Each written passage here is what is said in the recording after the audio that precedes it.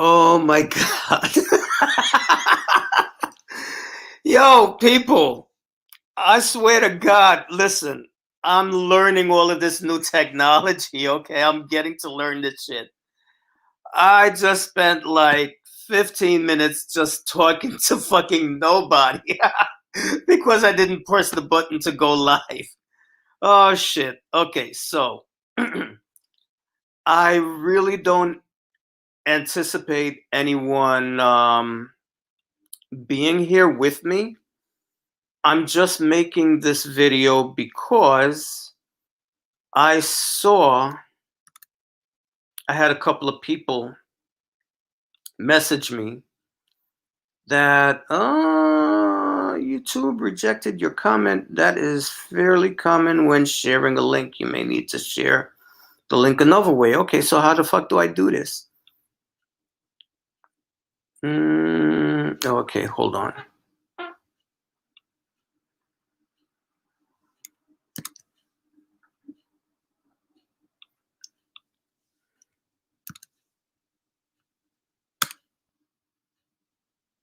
Okay, there we go.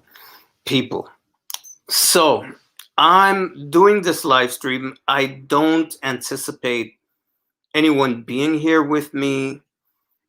I'm only doing this because it's a lot easier to just do a live stream than it is to edit a freaking video.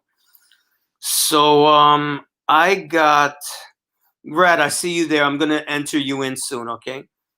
I got notified by a couple of people actually that Kem was doing a live stream and he was talking about me. So I went in and I heard what he was saying about me, and I recorded most of what he had to say about me. I was trying to, you know, enter in, like the chat, but I guess he's got me blocked because nothing was coming up. I have tried to call him twice tonight, because he was talking about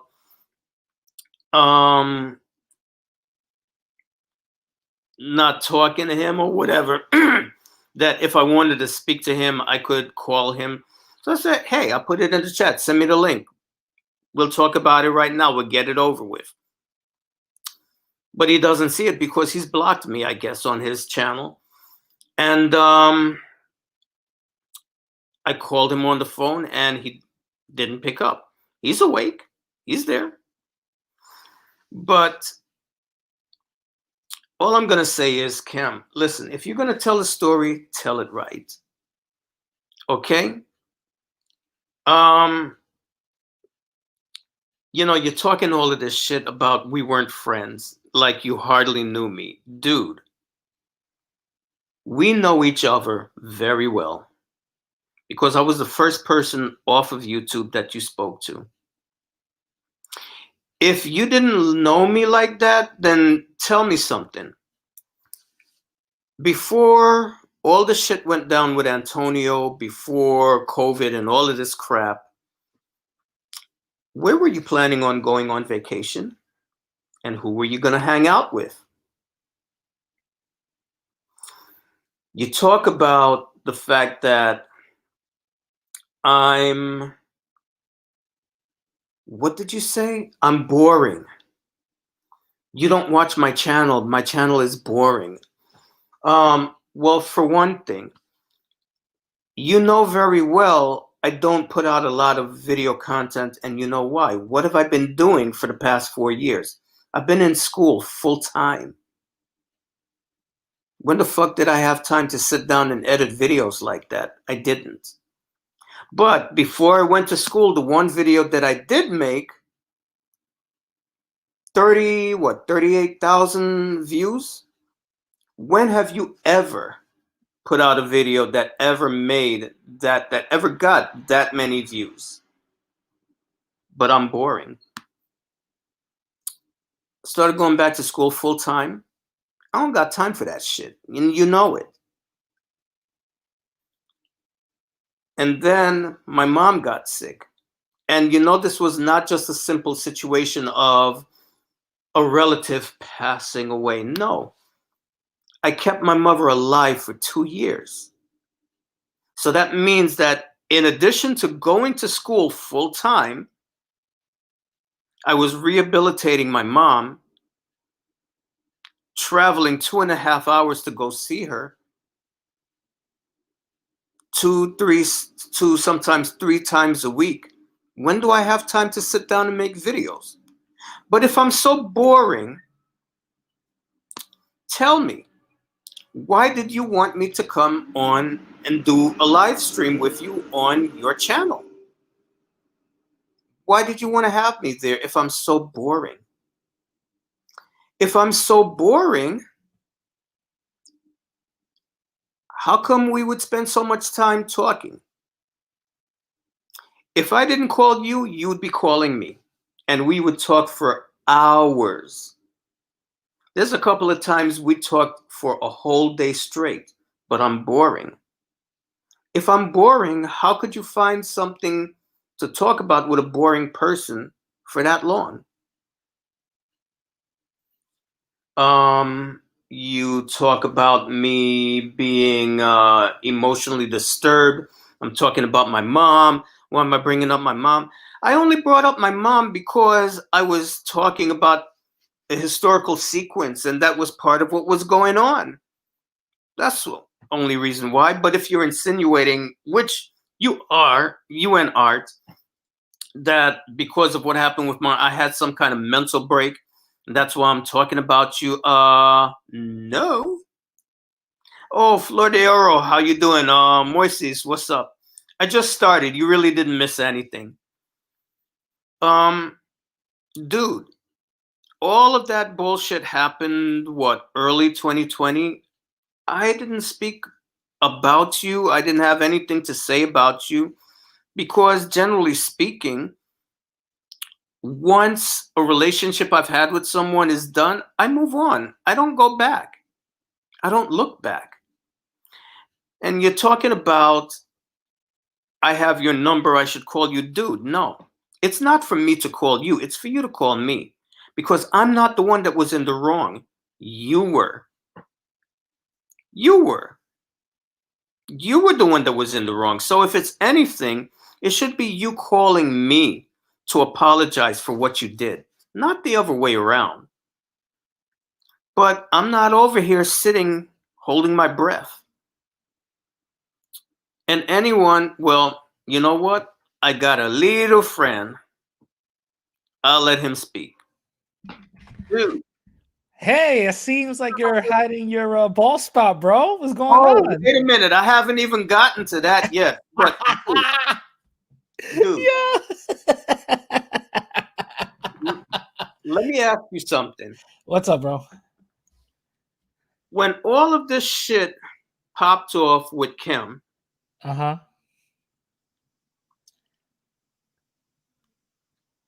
did I feel the need to make any videos about him? No, to be honest with you, a lot of people were telling me to stay away from you because you were friends with Kim. Yeah. And I was like, no, not really. You know, Truth Teacher, he plays the middle, but he could be trusted. So I thought, no, let me stop. I was like, he could be trusted. So, you know, people were taking it the wrong way. But I was basically defending you because of the video that everybody saw that you said Kim wasn't racist, you know. Yeah. So they were judging you based on that. They were judging me based on that video. And mind you, one of the people you even confirmed that they did feel some type of way about you because you asked them and they even said it. Yeah. I felt some type of way about you, but if it wasn't for Radical, I wouldn't have gave you a chance or whatever. And now with all of that, and you were telling me all of this, all of that, did I ever feel the need to make a video to talk about it? No, actually, the funny thing is, I was kind of telling you, hey, bro, you need to put something out. You need to put something out. You need to put something out. And you were telling me, I'll do it on my time. I'll do it on my time. How long did my time take? Jesus Christ.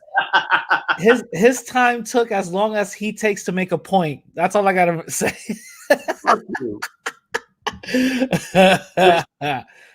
The only reason why I made that video is because I know you told me it's to get away. That video was to end the 2020. I get it. That's that's all it was. That's all that's it was. it.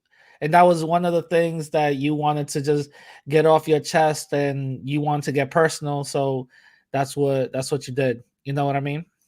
Yeah, I mean, look, I don't mind you talking about me, but if you're gonna talk about me, tell the truth. Oh yeah. Of course. All of this shit about, dude, I didn't really know you like that. There was a lot of projection in what he said. There was a lot of projection. Dude, There was a lot of lies. Not once did he mention the three-way conversation that me, you, and him had.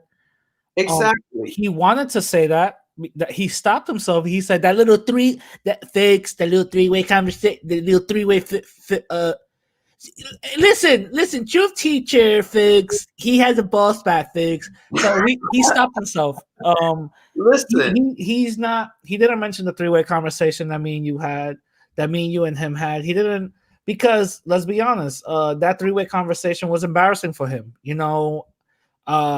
I said it time and time again, and you even confirmed it. That I tested his manhood, and he basically, failed. he bitched out. He bitched out. Now, he's over there talking about Antonio's a piece of shit. Antonio's crap. I don't give a fuck about Antonio. He's not my friend. So if Antonio was not your friend, why did he try to have me make a video or whatever the case was to protect Antonio? You're right. Dude, he calls me up. I'm sitting in my house, minding my own business. I think I was eating a delicious snack. I could be wrong. I don't quite remember. But I think I was eating something, and it was delicious. Listen, if I'm eating something, it's always delicious. But it wasn't sweet. It was nutritious. I'm eating something nutritious, okay? And I get this call from Kim. You got to say something to Rad. I said, say something to Rad about what? He's got to do something about this. Do something about what? He's got to do something about Antonio. What does he got to do? Dude, you know what's going? He's got to call it off. You got to tell Rad to call it off.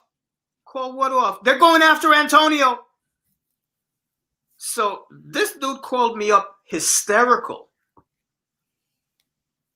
because Antonio got doxxed. And I said to him, what the hell does Rad have to? Rad can't do anything about that. Yes, he can. Now let me tell you my side. So I was home getting some head, right? And then I saw my phone and I said, truth teacher, this must be important. So I kicked the bitch out. No, let me stop. Let me stop. No, when you called me and you were like, hey, bro, this and this and this with Kim, that's when, because I was online getting some updates on the whole doxing situation, and his shit was going crazy. His name, his address, everything was going crazy. Somebody went up in there and also got Kim's shit. Yeah, but that was like a day or two later that they doxed. No, it was that same day. Was it that same day that he called? Because remember, when I bugged out on him, I said his information. Oh, that's right. That was that same day. I thought that's right. And when he called, I thought he was calling for himself. No, he was calling. He was more worried about Antonio than he was himself. I don't know what, but I think he because he got doxxed that same time. Yeah. I would say like maybe 30 minutes after. So I'm seeing Kim's information pop up, and I'm like, oh shit. I get a DM from one of my subscribers like, yo, they just got Kim also. Because they got Kim. I don't know how or what. All little Antonio's friends were deleting their shit. Rican Dalfia, Dominican Renaissance, everybody, were Mhm. deleting their things, and I'm like, holy shit! You called me when you called me. I was like, what? And Because I then was you beside told, myself. Like I couldn't yeah, believe. no, you told me. You said, hey, Kim wants you to stop whatever, and then I just got pissed off because I already knew that this was a point of no return, and I'm like, yo, me and him are not friends. So, yo, comic, Yo. I'm like, Yeah. No, yeah. I'm fucking No, with I'm you. like, me and him are not friends. So I told you, I said, bro, put on Kim on three-way right now. So you said, okay. And then I said, all right.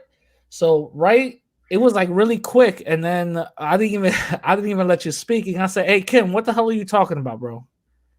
And he gave me some bullshit. And then from there, I just bugged out. And then from there, it was like the airing of the grievances because Yeah.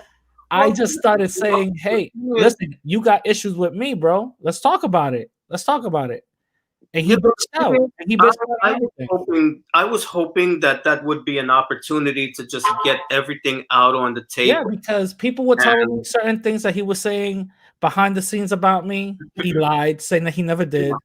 Other people was telling me other things. Oh, I got secret recordings about Rad saying stupid shit. Hey, what's up with that? No, I don't got nothing like that, folks. I'm like, bro, you got secret recordings on you don't think you don't got no bullshit on me, and I never said nothing crazy. So I'm like, yo, just put the shit out. The only thing is that this is the only thing that he might chop up bullshit to make it seem like something when in reality it's not. You know what I well, mean? but the thing is that I mean, and I know this is probably one of the things that pissed him off. Like he probably thought that I was like backstabbing him, but that's not it. The whole thing is that in my mind, I'm thinking to himself like, okay, I know the way you are. It's You like, guys are not hearing the echo, right? You guys are not hearing the echo, right?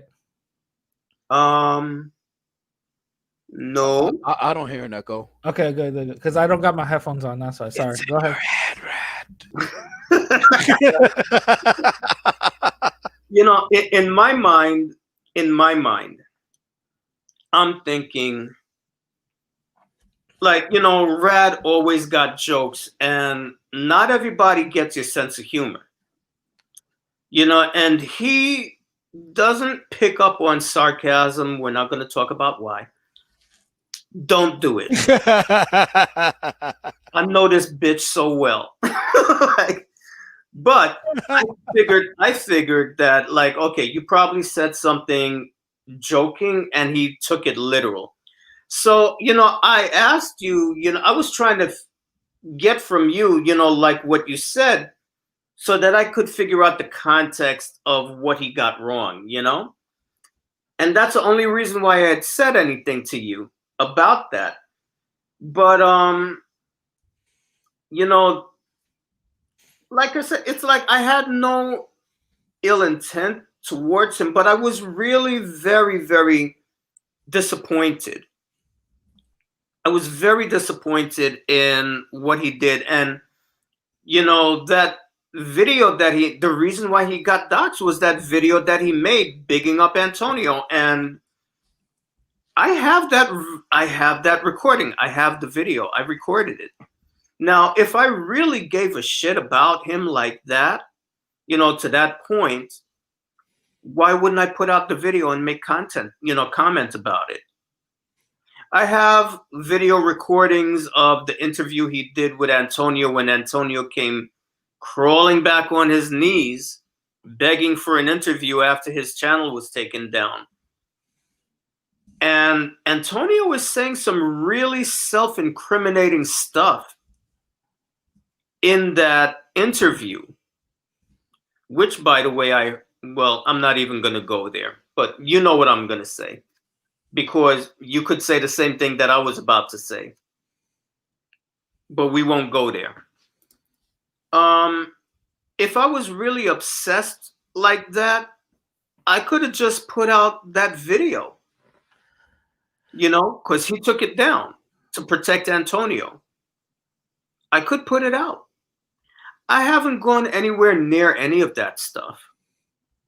And so he's putting out this narrative tonight about me, just really, he's trying to hit all of my buttons because he knows that what happened with my mom wasn't just a simple situation of, a relative passing away.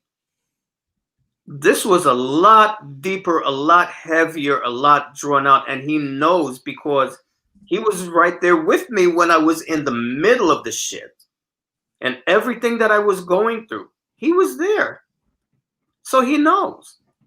But you see, this goes to show the content of a person's character. That you would deliberately go and try to do things. There's stuff that he told me about his mother that was not so nice. Have I ever put it out there?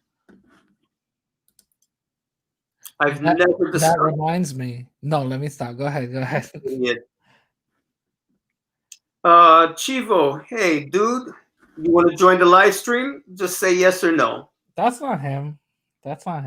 That's not Chivo? Come on, dude. It could be. I mean, they were out there celebrating the storming of the Capitol. You ain't see their live stream? Nah. They were out there, yeah, they're out there celebrating it. This dude Chivo was drinking some cheap ass liquor, from some dirty ass looking bottle, and then sipping it and saying, "Yeah, I stand in solidarity," and all kinds of shit. Well, I mean, listen. I really don't care like that, and they're trying to paint this narrative of me that, like I'm so emotionally disturbed because of what happened to my mother, and that's why I'm taking it out on them. No, I'm not. And then he knows this. And this is why, I made the decision to walk away from the friendship with Art Banaka and him as well, because it's the same tactics. It's really disingenuous and underhanded. And, oh, you need to get therapy. Motherfucker, I was in therapy. I did go to therapy. Doesn't seem like it. I didn't say I was still in therapy. I went to therapy. I did therapy sessions. I did. And you know what's the crazy thing? Sometimes, listen, sometimes he would call me and I'd be like, dude, I got to go to my therapy session. So he knew when I was on my way to therapy. I said, I'll call you after I'm done. I said, dude, yeah, listen, man, I really need therapy. What's to be ashamed of that? There's nothing to be ashamed of that. Everything. I'm sorry. Go ahead. Dude, rad, yeah. Go ahead. It's a joke. Mama. But, listen, and he knows this too. Because I've said this to him a million times. I will be the first one to tell you that I got more issues than the motherfucking New York Times.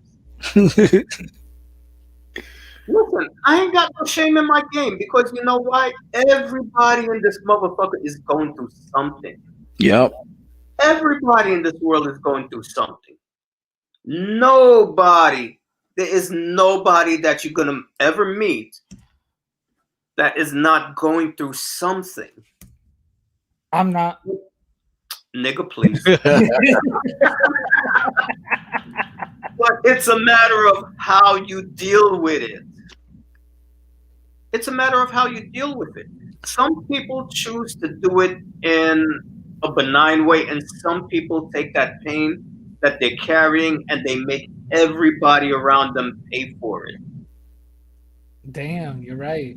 But all of us are going through something, man. Come on. Yeah, you're right. Well, not me though, but you're right. Yeah, that's why you're just a Bitmoji. I'm just ahead. What are you hiding, Rad? What are you hiding? I'm hiding everything. I'm hiding my feelings. But what's all this drama about? Like what happened? Kim made Well, a no, video. actually, hold on. Let's. Aren't you gonna play the video, bro? No. Step by step. All right, well, go ahead. Hey, there's always something popping off. I feel like it's that Snoop song. Boom, boom, boom. You know, With so much drama in the YouTube scene, it's kind of hard being the COMIC. Somehow, some way. and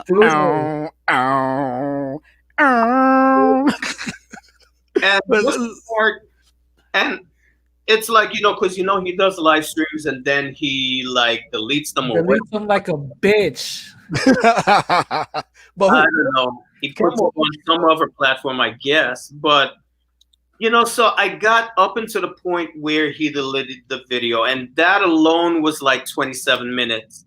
And so I'm thinking, to sit here and do 27 minutes going back and forth, like, do I really want to give that much of my energy to this shit? And yes. No, he said yes. Do it. Do it. Bitches, no. Yeah.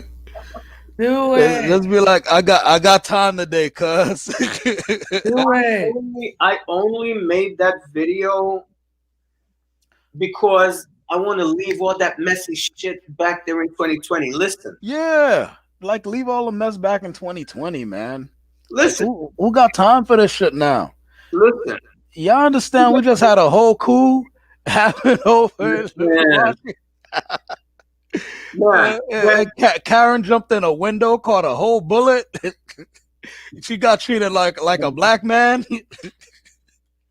Well, oh my God, Karen got a black man's treatment. She was high yellow. Yeah, right. She got hit up in her neck, son. She got that yellow treatment. She caught. Wow, she caught one. Bro. She caught a hot one, bro. When I went through what I did with my mom, it wasn't a simple thing of her just passing away. This was something that was drawn out over 2 years. I kept my mom alive for 2 years, and that was 2 years of hell. You know? So he knows it wasn't just a simple thing, oh, just get over it. First of all, how the fuck are you going to tell somebody how to grieve? And then shame them, try to shame them for being in the grieving process. It hasn't even been 2 years. This summer will make 2 years since my mom passed away. But that was what? Come on, man. It's like, you don't just get over that.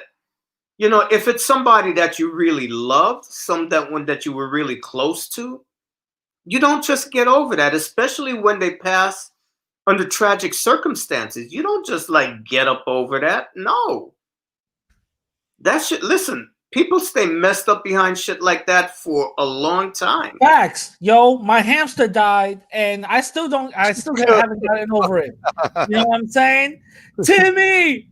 No. Yeah, but you know they said in the audience that you white. The only white boy named that hamster Timmy, yo. This dude Rad is white. Your hamster is a little bit different situation because you know you ate that bitch. Well, actually, it wasn't a hamster in the house. It was a hamster in the school. In the school, he ate the school hamster. You know what I mean? That's what made it so bad. Yeah, but for some reason, I always heard that the teacher and the hamster, they had something about putting it up somewhere. I didn't understand too much about it, but I guess. Oh my God. You know, like, I will admit, when I went through all of that, I mean, I was a very chill person before all of that happened. And I really did. I came unglued. Listen, I'm not going to fucking lie. But in terms of me making videos, screaming, what videos did I only have one video where I ate Moon's ass raw because she was coming at me sideways and I lost my shit. Only one video. They're referring to the video about you and Art where you said fuck you and all this other stuff. Oh, that part? No, come on, man. Whatever. Yeah. The live streams, yeah, I did go off on some of those live streams, but yo, that felt so good because I got so much off. Listen, that alone was therapy. But I've moved on, you know? Like, listen, How many videos have I made about Dominican Renaissance? A lot, and I don't like it. The Mexican Renaissance, bro. I've Uh, attempted, and I've always like back out at the last second because it's really not. That's not me. that guy is so racist. He can't even manage decorum. Like black people will say hi to him on the panel. Hey, what up, Dom? Cricket, cricket, cricket. Whatever. You know, I don't know what's wrong with that dude, yo. listen, like Yeah, I said, even like Jared Taylor. Yeah, have you seen this guy Jason Black Authority? Yeah, He had Jared Taylor on a panel. I mean, it wasn't him specifically, but black people on a panel with Jared Taylor. And Jared Taylor, the racist of our day, right? And he could manage some decorum to say hi to the black people on stage. I don't understand this Dominican Renaissance dude, man. You're doing it wrong, Dom. You know the racism. You're doing it wrong. it is what it is. And like I said, you know, everybody in this world is dealing with something. It's just a matter of how you're dealing with it, you know? And God bless his poor sick head. I mean, he's going through some shit. Obviously, he's going through some shit. Okay, you guys know about his parentage? I mean, I don't know anything at all, but this kid obviously comes from two black parents, like two black as hell parents. it could be either way. You know, you never know with listen, genetics are really complicated. You don't know, but regardless of what it is, That's not look, man. the matter is, Look, people don't become like this unless there's some kind of pain in the background that they're dealing with, and this is what it is. yeah, I know, but look, I'm from Haiti, and he thinks, I don't know, something's in his head where he thinks Haitians are all black people, as if we don't have just as much variety genetically as the other side of the island. And you know, him, if he stepped over on the other side of the island over to Haiti, he couldn't pass as mulatto. They'd be like, nah, nigga, you black. Like he couldn't pass as mulatto. He's not light enough. And he's got all talking about Dominican Renaissance like that. and like he's close. They'd call him almost. Like remember Apocalypto, that movie? Mm-hmm. Where that dude kept on calling that guy almost because he almost made it when they chased him down. When they chased him down and caught his ass, they were like, "I'm gonna call you almost. You almost made it." Yeah. But I mean, listen, yeah, they'd call this dude Dom Ren almost. Like you were almost mulatto, homie. Forget about white. You definitely ain't white, okay. and you're not mulatto, but you were almost mulatto. Just two shades. I'm not obsessed about Dominicans like that. You know, I mean, the only people that I really deal with on YouTube is Rad, this crazy person right here, and Tina. False, lies, false, not true. We're friends with Sophia. I had to let her go too. You know, but really, that's it. That's it. And I used to be friends with Kim, and that was it. Listen, you don't see. I think maybe I've done like what 2 videos addressing. I did a video addressing what's his name, that Puma guy, and Antonio. But who's Sophia? Oh wait, is it the one with the helium nobody? Hmm? She's a nobody. The girl with the helium balloon voice? She's a nobody. Yeah, with the little baby boy. Antonio, my love, be consistent. That girl? Yeah. She's a nobody. What happened to her? She's not on YouTube. Rad. Did you bang and ghost her? Why you saying He wanted to bang Kim. Oh, she want to bang. No, we're not. Listen, we're not getting messy tonight. What did I say though? Brad's a messy We're bitch. not going. Who Brad, loves drama? But we're not doing. but I live for drama. Yeah, Brad's a messy bitch. We're not Who doing lives for that. drama? We're not doing that, or I'll put you in. I'll put you in the corner. Don't do that. No, stop. I did my homework this time. Okay. It looks Oh, like man. public handwriting, but all right. Yeah, don't worry about that. Don't worry about that. But you know, Oh, the thing God. is, I'm not pressed over Dominicans and this whole shit about traveling men.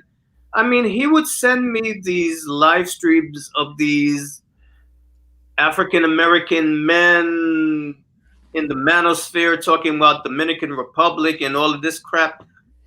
And I swear to God, if I got through 10 minutes, if I got through 10 minutes of one of those things, it was a lot. Because I can't sit and listen to that kind of crap. Well, I mean, what's the problem with African Americans going over there? Is it the Listen, one of these days I will make a video on my views on sex tourism in general and with that way? Okay.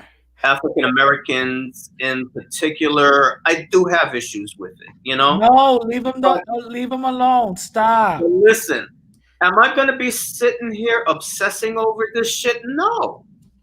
And you want to talk about obsessing? I mean, come on, for 10 years, my channel is a critic channel. Okay. That's the only thing that in the world, out of all the shit that's going on in the world, the only thing you can critique is African American men going to DR. Like, listen, they got Dom Ran and Shivo, they got white boy problems. It's white boys worried about that shit. What do I care about who's sleeping with who, or who's paying for this for sex? Who's paying? What do I care about that? They got white boy problems where they always minding the black man's dick. Like, leave the black man's dick alone. Why are you minding it? Listen, I'm not an advocate for sex tourism. I have very strong feelings about it, but I'm not going to sit here and watch 3 and 2 and 4 and 5 hour live streams every day listening to what these people are saying so I can make video. I don't give a fuck. But and listen, for what it's worth, listening to what these people are saying, those people are still doing it. So what is the point of them watching the stuff and like?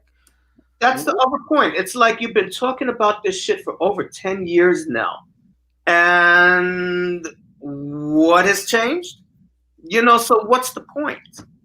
You're talking, and didn't Art Banaka also admit that he was telling Kim to not do that as well? Now you see, I wasn't gonna go and talk about. I'm sorry. I'm so sorry. But we're not talking about that. No, my comment is no comment.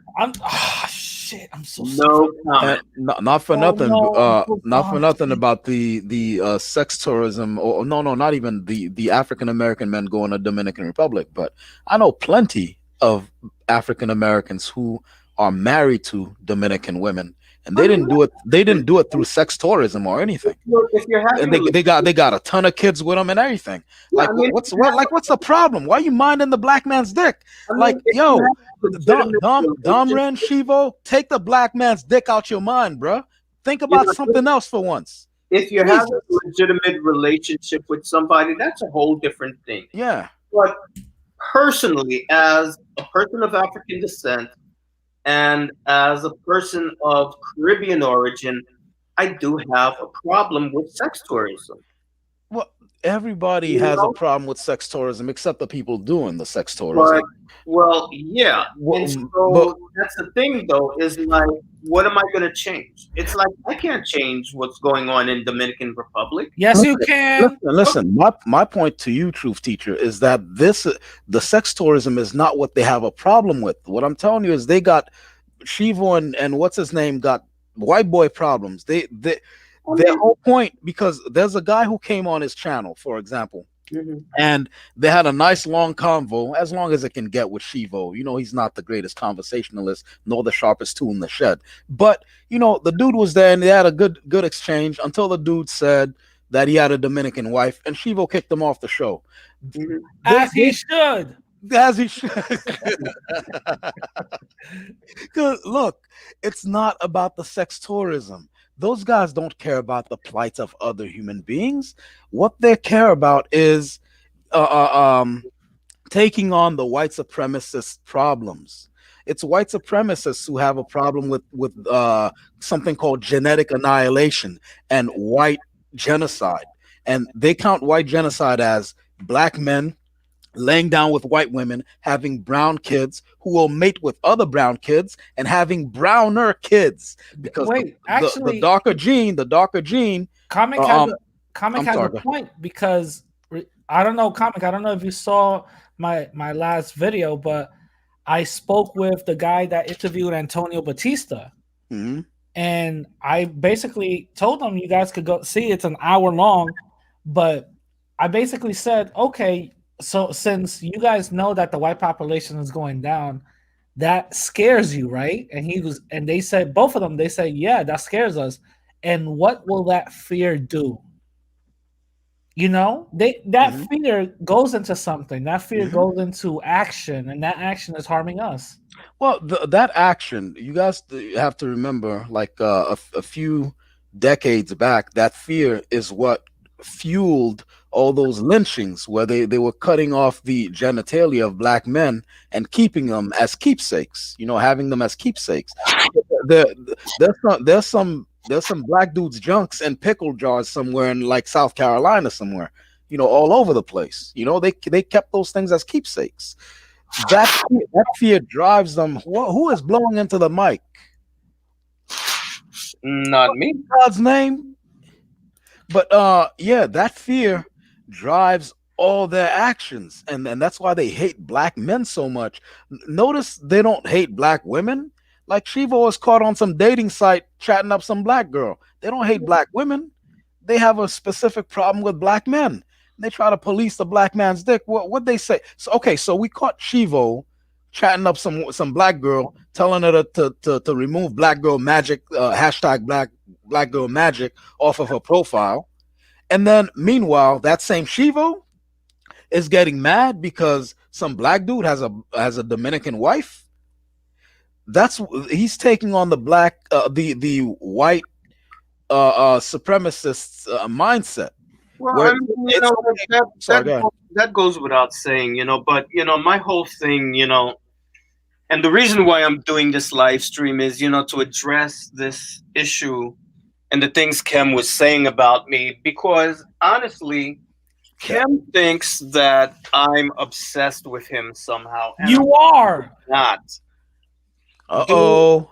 Truth Teacher has a bromance with Kim. Oh, He's got a man crush. Listen, me and him, we were friends. See? Wait, what? See? Dude, you know this. Come The on. confession's No, I thought I halfway was your there. only friend. Now we get the other half of the confession that you were best friends. All right? It's bromance. You were Starsky and Hutch. Tango and Cash. We used to talk extensively every fucking day. And now he's over here on this live stream acting like, dude, I don't want to. You never told me that. Dude, you were pissed off at me because I was friends with Kim. Be fucking real. Tell the truth. I don't know what you're talking about. Tell the truth, No, folks. wait. I was mad at you after.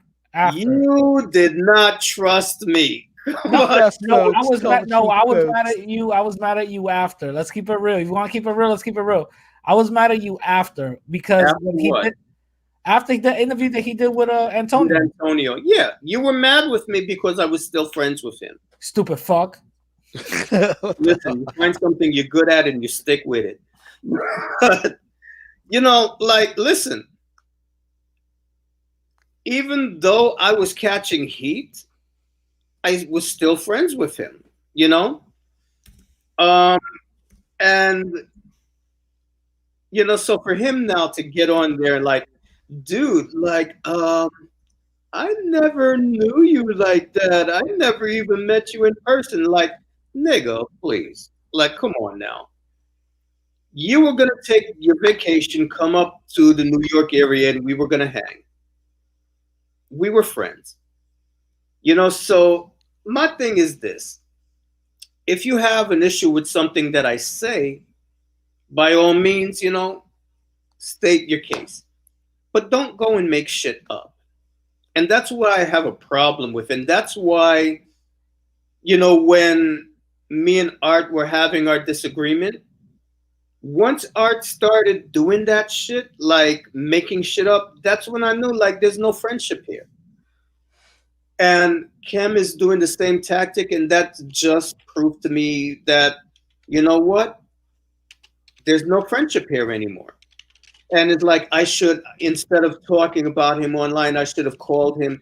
It's not for me to call him. It's for him to call me and apologize for his behavior, because I didn't do anything wrong. So there's nothing for me to apologize for. But, he was just on this live stream making all these jabs. And like, really, like, trying to rip me apart and thinking that I'm gonna feel some kind of way. The dude is talking about my fucking hair. Like, I got a bald spot. Like, motherfucker, what bald spot? All right. We're gonna hold on. Wait. The good thing about technology is we get to find out the truth. Hey Siri, is Truth Teacher speaking the truth? Truth is jealous. He doesn't know history, and Radical is the best. Oh my god! Thank you. Oh my god! Oh my god! Okay, yeah, I can continue. You fucking idiot! Listen, I got a big ass forehead. I love this forehead. If I was ashamed of myself, he's talking about I'm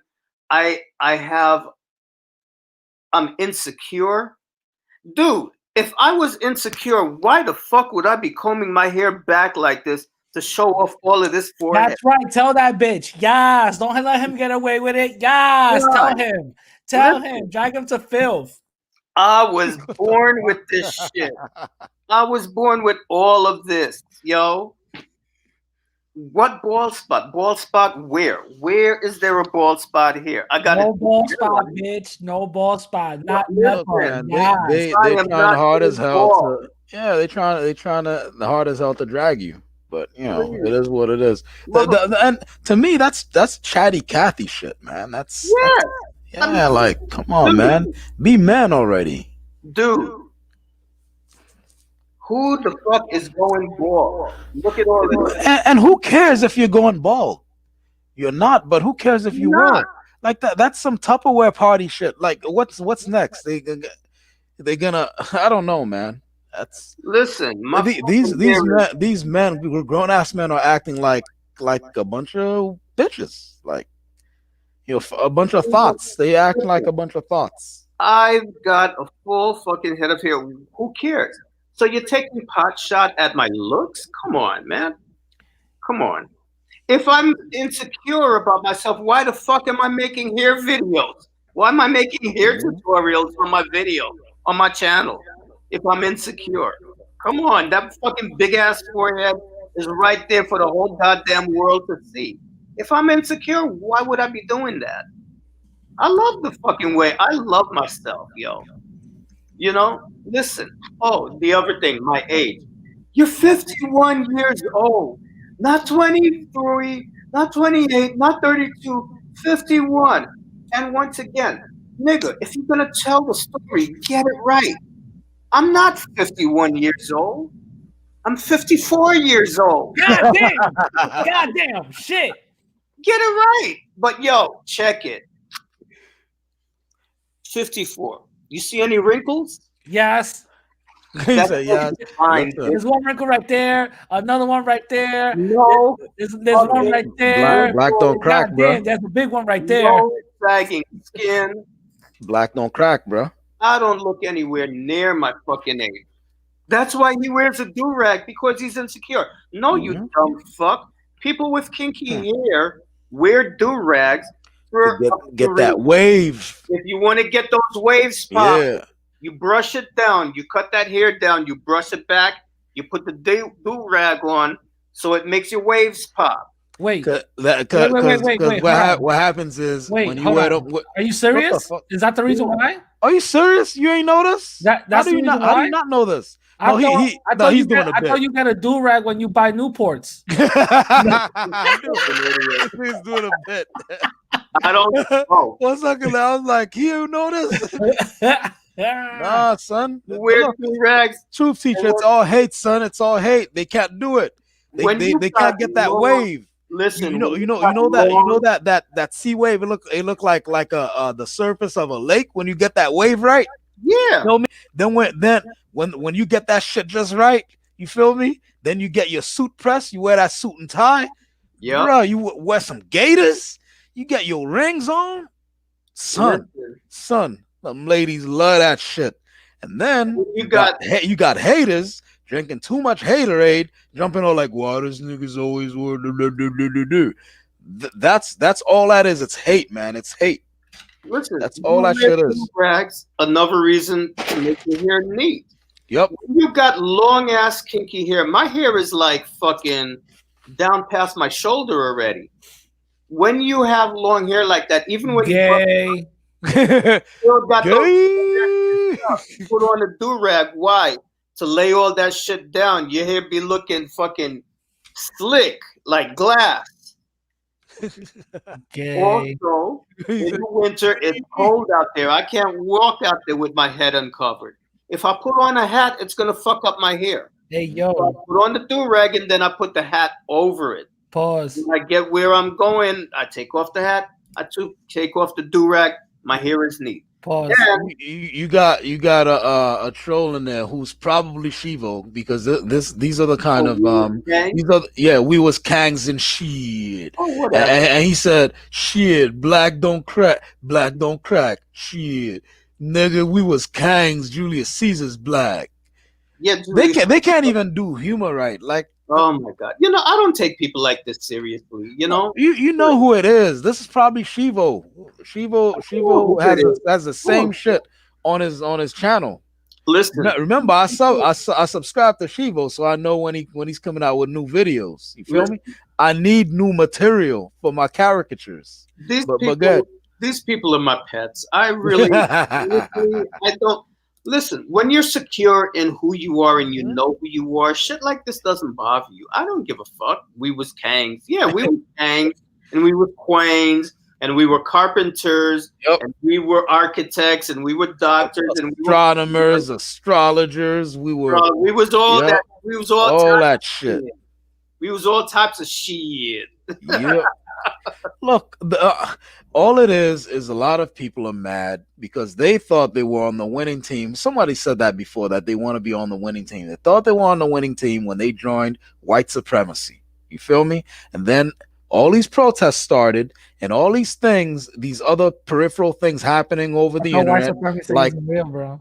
no, come on, man. You can be a white supremacist and not. I told you the whole thing, my whole stance on it before. All right, so you got these guys doing that stuff, and you saw the news where is it Bacardi? No, Jack Daniels, I think, came out with their announcement about their liquor that it came from a black dude, like a slave. Did you see that? I know Jack Daniels, I think, was. I think I remember hearing something about that a long time ago. Yeah, it's either Jack Daniels or one of those multi-billion-dollar liquor empires. All right. They came out with, because look, we're in the age of information. We were gonna find out anyway, so they got ahead of it and they dropped the news like, yeah, we'd like to give thanks to Nearest Green because the slave's name was Nearest Green. We'd like to give thanks to Nearest Green and his descendants. And I'm like, there was a comment section. I'm like, why don't you break that his descendants some of that paper? You sitting here, you gonna name a liquor after him, and meanwhile the family of the guy whose brilliance you're still exploiting to this day, and you ain't break him off no change.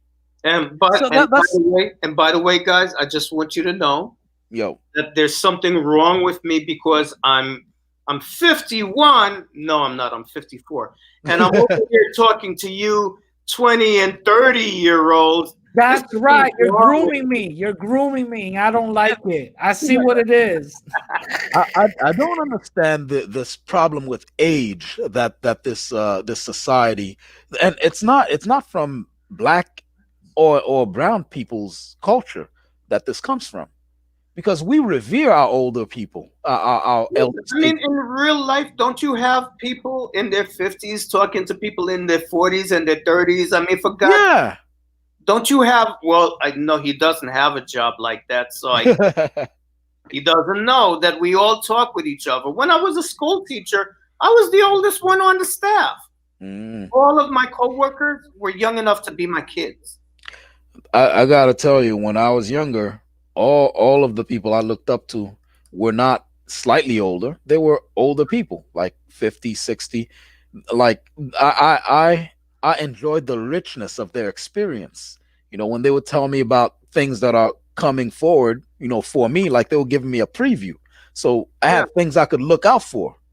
It's this shit is crazy, man. That's just real life. So to Yeah. see when, like, older people, He's 51.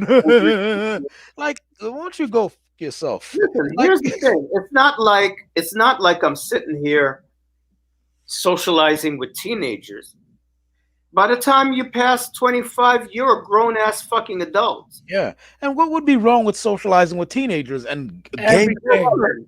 gaming them up on what's to come? No, Like, everything's wrong with that. Tina is a mother. She's got 2 children. She's a whole grown ass woman. Oh, She's a whole grown ass woman. oh, ew.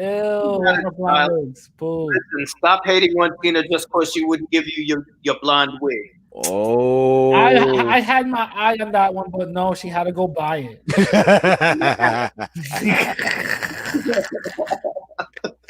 You're just mad Yeah. with the last blonde wig. That was my blonde wig, but nah, she had to go get it. It was the last one in stock. I'm like, God damn it. You know, I bought out all the red I was ones. gonna look good at know. at the ball. The Dom Ren bought out all the brunette ones. I brought out all the red ones. And then the blonde one was for Farad. Then Tina Tina had to come be a stingy. with her femininity had to come in and take the last one. Because I'm real feminine and femininity. Oh my god, yo. That video was crazy when the inside of the room looked like a train wreck. But she made some good points though. I like the points she was making. That room looked like never mind. It looked like all that shit that was lost in Hurricane Maria suddenly showed up in her shit. Like she found all that shit. Yo, I lost my TV remote. I swear to God, I put it in the back. I said, yo, what the fuck? There it goes. Son. That shit funneled towards the sky and landed right That's what there. it is. Bro. All your lost and found go to Tina's room, yo. You fucking That's what it is. listen. All your lost and Me found go and to Tina's Tina, room. when me and Tina finally meet you in person, we gonna They fuck gonna whoop that ass. me and Tina, we gonna fuck you up. Just prepare you. They're gonna do that WWE tag team cage match shit. Listen, I already bought the duct tape. I got him. Yo, Duct tape. yo, did you guys see that that video that woman who accused a teenager jazz dude of stealing her phone and then she football tackled him down the hall? What the hell's going on in 2020, 2021, yo? Like, y'all ain't see that? No. She tackled this dude. It's the teenage son of a jazz musician. He had some kind of iPhone. She tackled him? Yeah, she like. I thought she just accused him. I didn't know she tackled Nah, him. she tackled that dude. They came out with videos. She tried to Karen lie. She gave some Karen lies about that shit. Yo, well, I was assaulted, and then they actually believed her, and then they saw the video footage. See, that's the downfall of all these Karens, man. That's why this Wow. Karenapocalypse up in this bitch in 2021.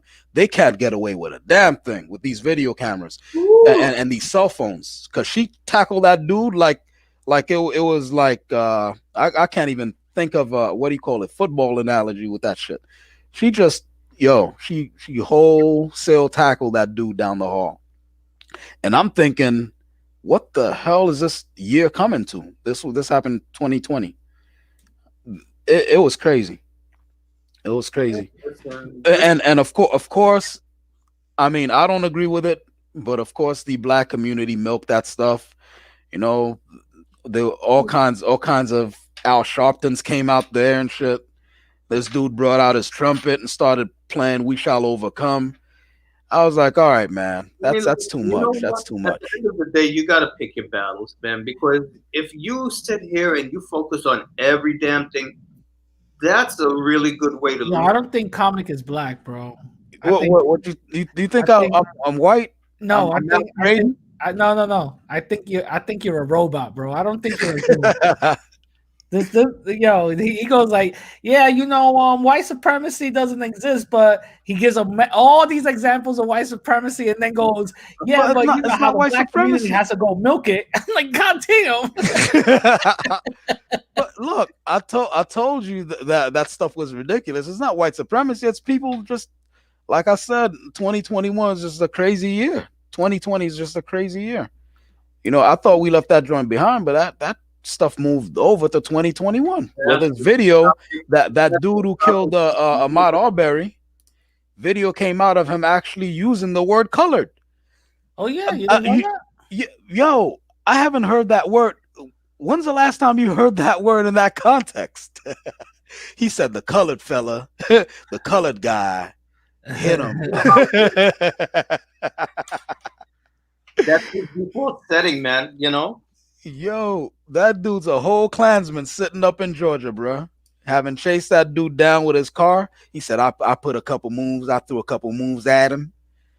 I was like, oh, shit. I'm glad his lawyer ridiculed him live on TV. Called him a simple man. See, Chris, my client's a simple man. He barely finished high school. You can't ask him these complicated questions. He gonna incriminate himself. You guys didn't see the Chris Cuomo interview with that dude's lawyer? Because it was supposed to be an interview with that dude, but the dude's lawyer kept on intercepting every damn question. You'd think that dude is quick, Rad, give me a football player who's good at interceptions. For real? Yeah, he kept on intercepting that dude's questions. He ain't let that dude answer one damn question except how did you feel about it? Well, that's the type of lawyer I need then. Shit. Nah, are you crazy? That lawyer made him look like. Nah, man, the lawyer committed what do you call that stuff? Malpractice live on the air. You don't call your clients that shit. You call He's a simple man. He's a simple man. Chris, Mr. Cuomo, I respect you and I know what you're trying to do, but you gotta understand that my client's a simple man. He's barely finished high school. He's but a lowly mechanic. You can't be bringing these complicated questions. Chris Cuomo, to his credit, was like, I don't believe that being a mechanic is any indictment on a man's intelligence, that he doesn't know what he was doing that day videotaping that crime. Yo, that joint is crazy. This world is something. Listen, planet Earth is where lost souls come to work out their shit. Man. How we gonna explain that shit when the aliens land? Do you got an explanation for that? First of all, listen. First of all, to the aliens, we're like the Bronx of the galaxy. Okay? we're the Bronx of the galaxy. That's what it is. We are the the Cooper Greens of the galaxy. All right, we are the old block. We're the old block. We're the South Side Bronx. We're the South we're Side Bronx of old the block galaxy. of the galaxy. They're like, yeah, you want to go? First of all, Earth is a punishment for aliens. They're like, yo, I'll send you to Earth. I will send you to Earth. You better shape up. Finish that blue block. I'll send you to Earth. You know what I mean? So Dad, Listen, you better drink your green sludge before we send you to Earth for the summer. But Dad, this is a God. messy ass planet. I swear to God, man. Listen, everybody on this rock got some issues, and that's just the truth of the matter, And the thing also is that mental health issues is real, man. There's a lot of people out. That shit is more common than we're comfortable admitting. Yep. And that's why I'm not, listen, I don't hide the struggles that I go through. That's another thing Ken was coming up. Why are you putting your personal business out there? Because, listen, I want to help people. And He's a boo. first patient, bitch. nobody needs help. Fuck out of here. But listen, I mean, I have dealt with anxiety and depression my whole life. And it's not what a lot of people think, It's not just, oh, I'm sad, whatever. A lot of times it's biochemical. But I've learned how to deal with it to the point where I've never had to take medication of any kind. I know how to just take control of my mind. And a lot of people need to know that. Mm-hmm. So I will never, try to pass myself off as being something that I'm not. I'm the realest motherfucker you will ever find out here. And so for him and people like him to come and think that they're going to try to shame me, he was trying to throw the gay thing out there. Oh, people say he's gay. Listen, if you're a man, you show me one man on the planet that hasn't been called gay. Yeah. Yes. Yeah. Especially by like vengeful women. That's all they. But women, this is women's tactics. They call you gay, got a small dick, or It's always something. What was gay? Like, or you hate women. Or you hate women. You're gay. If you're rich, you're gay. If you're a celebrity, you're gay. I mean, no matter what you do, you're gay. So everybody's sucking dick. So like, come on, it's like. Well, there's no dicks left. I thought everybody's sucking dick. There's no dicks left. I thought Truth Teacher switching, yo. I don't know. He's switching a little bit too much, yo. Yeah. I suck dick. I'm sucking a dick right now. Ew. Yes. Well, I shouldn't say ew to my LGBT clients. This was no slight towards y'all. Y'all niggas fucking with my money. Got me laughing at this shit. Let me tell you something. Tell me everything, girl. The last thing that will ever make me upset is somebody calling me gay, especially if it's another guy.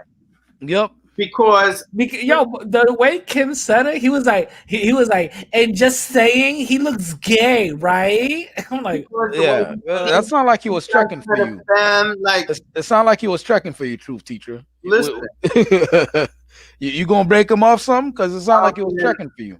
Listen, I could fuck a shoe. The only question is, would I enjoy it? You got to give me a really good reason to do something like that. Yep. And who was the just close your eyes, think of Holly Berry or some shit. Who was the fat wiggly piggly that he was referring to? Piggly. Jigglypuff. Jigglypuff. Yeah. Is, Andrew. Who? Andrew. Oh, really? He calls Andrew. You got to come up. I could come up with better nicknames than that. I mean, look, I've been These around. guys are not the most creative people. You know that, Rad. I mean, look at have you ever tried to? Okay, look, I listen to playbacks of live streams with you guys that I've been on, so it shouldn't be surprises when I get back on here and catch the playback, and I still get cut up because the shit is hot. But then you ever try to watch one of Chivo's streams or Kem or what's that other idiot's name? It's boring. I Oh I yeah, don't understand. Like, I'm boring. My content is boring. they got no humor, no nothing. Like, it's My nah, content man. is boring. It's not trending. My channel isn't trending.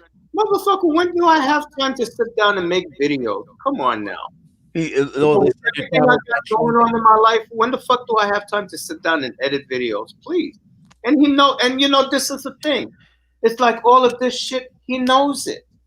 But if I was so boring, why would you be calling me every day and speaking to me for hours? If I was Wait a minute. Hold on. And why you watching? Wait a minute. I'm He boring, called but you- you're he used to watching? call you every day. Wait a minute. This is news to me. He used to call you every day. Oh hell no! Hold my baby, Well, money, listen, Hold my baby. I gotta do something to get away from your fucking nagging. You used to love my nagging. Yeah, and I used to love to drink too, bitch. Comic is like, there's two sides to every story. Listen, I learned from a very young age when guys call you faggot and they really like going deep on you like that, don't pay that shit no mind. Because the first person that used to like really tease me and bully me and call me faggot, why is it you tell me and my friend, we going up on the roof to go drop water balloons on people. And as soon as I open the door, who's there? With all his friends standing around circle jerking each other. Ew. That same nigga and all his friends. And it wasn't just him. It was him and all his friends. Well, I mean, always be calling me faggot this, faggot that. yeah. Well, you know, that. And again, I shouldn't say you. Yeah, but you could. It's their life. Live their truth. You know, they should live their truth. Yeah. Listen, every single time, without fail, every time I've had somebody calling me faggot, this shit came out in the rings. Every single time. Well, it's because the truth is, truth teacher, that you know, ain't nobody. I never called nobody a faggot. Ain't nobody got time for I that. live my truth. Yeah. There's no real man who sits around thinking about some other dude's sexuality. That's not a thing. Here. Yeah, like you straight, then what you worried about is getting money and getting laid. Like that's what you worried. You ain't sitting up here worried about what some other dudes, that other dude's competition. If he's gay, that's perfect for you. Why are you worried about it? To answer Florida Oro's question, did I run out? No, I didn't run out. I had like a whole bunch of perfectly good water balloons, man. I was going to use those shit. Yeah, they ran. When they saw me, they ran. And then I went and I dropped water balloons on people. Florida Oro, I'm mortified. Why are you mortified, Florida Oro? Oh, when I said that I caught those guys like in a circle jerk on the roof. And those dudes, you see how deplorable some people could be on the roof. You're doing this, where people could probably, you know, binoculars are not expensive. Somebody could be watching. No, like not if you're the tallest building in the neighborhood. Oh, okay. Well, listen, anybody from the Bronx knows, like, if rooftops could talk, rooftops and the stairwell. That's where all the grimy shit happens. Yeah, in schools too, like in high school. Shout out to Jasenia. You know what I mean? This dude's shouting out to she knows nightstands he had. She knows what she used to do. Yeah. Shout out to Lynn. Lynn, if you're watching, you almost suffocated me, but. Florida Earl says they could have tried to assault him, so I was afraid. Well, I mean, it already happened. If they tried to No, assault, you know why? Because when you get caught out there like that, you're so. Listen, the other thing that I realized they, about they were like deer in headlights. they're terrified. They are so terrified of being found out. Like the last thing that they're gonna think of is to retaliate against you in that moment. Their first instinct is to escape. Yeah. They're gonna be like a whole bunch of roaches when you turn the fucking lights on. They're gonna scatter. That's what they do. But I mean, like Oh shit! He was actually telling me a secret with his mouth. every single time I had like dudes on my case, this shit came out.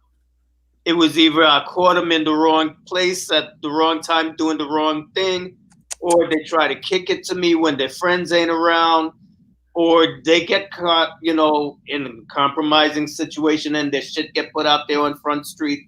Wow. Listen, the thing I always tell young people, don't ever let yourself get manipulated. Look, Kim already got him fucked up. Kim already got him fucked up. What I tell young people. Oh, yeah. Because I'm old, I'm not supposed to be talking to nobody. Kim already got him fucked up. Oh, shit. I'm supposed to be talking to a box of dirt, because, that's what old people do. I'm supposed to just, like, feed the pigeon. Well, I do feed the pigeons. But that's a whole other story. I feed the squirrels, too. Yeah, you do. You need to stop that shit, though. I like squirrels, man. Squirrels are cute.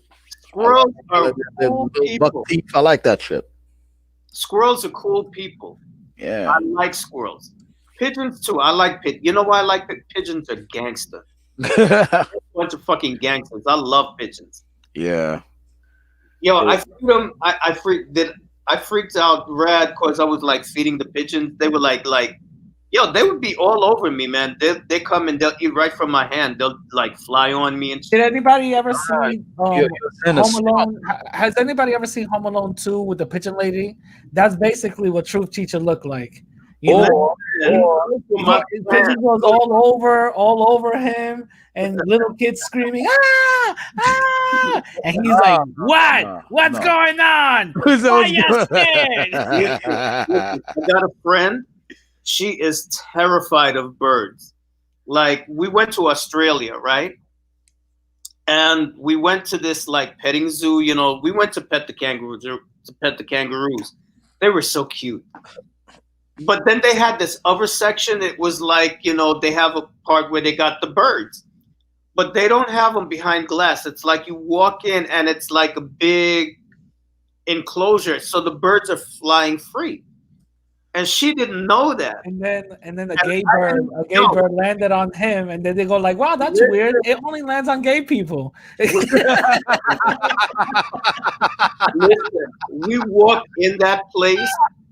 And next thing I know, like, I turn around and she's gone. I'm like, where the fuck she went? And that's what she told me. She has a fear of birds. Yo. Oh, aviophobe. I really wanted to fuck her up. I would just like push her like in a bunch of pigeons. Oh, she will lose her fucking mind. I was like, what? She was like, I'm afraid of birds. I was like, what? Man, there's a whole bunch of phobias out here. There's a whole lot. I never heard of somebody being afraid of birds. Man, if there are people afraid of snow, there are people afraid of birds. Yeah. There are people afraid of snow. I knew this one woman one time. I swear to God, she was afraid of feathers. Of what? Not birds, just feathers. Feathers? Oh yeah. She was terrified of feathers. Like it was a real thing. Like, oh my God, she lost her shit. But yeah, my little friend, she was afraid of birds. Like my thing is, I'm not fond of reptiles, and like Australia, like they got these big ground lizards, and the lizards act like squirrels. Well, like squirrels will run up to you because they want to get fed. Yeah. In Australia, that's the way the ground lizards are. They'll run up to you. You'll be sitting there at a restaurant eating your food. The lizards will run up to you and wait. Like, hey. Yeah, they're waiting. Yeah. They look at your food. They look at you. They look at your food. They look at like, and they won't. I'd feed them. Feed them. Oh, I'd feed them. Come on, truth teacher. Yeah, I did feed them. Hey, they would not go away until you fed them. They would run up to you like squirrels. I was like, you've got to be fucking kidding. For real. Hey, mug you for your shit. Run your shit. Them and the blackbirds were another one. The blackbirds was something, but I like the blackbirds. But like lizard, that lizard walk off with a brand new goose down feather coat. Oh my God, jack you for all your dookie and chains. They're big too. Jack you for all your shit. They're not as big as iguanas, but they're big, And Did they have Komodo dragons? You. They gonna jack you for your shit. The Komodo dragons, yo. Oh my, no, Komodos.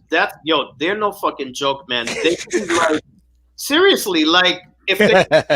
Their saliva is poison. Yeah, they're gangster too. Like they run up on you. Oh my God! Take like your shit. No, nah, I don't fuck with shit like nah, nah, not at all. But my friend had 2 ferrets, and then they stole my keys. They stole my wallet. Like I got legit jacked by some weasels, yo.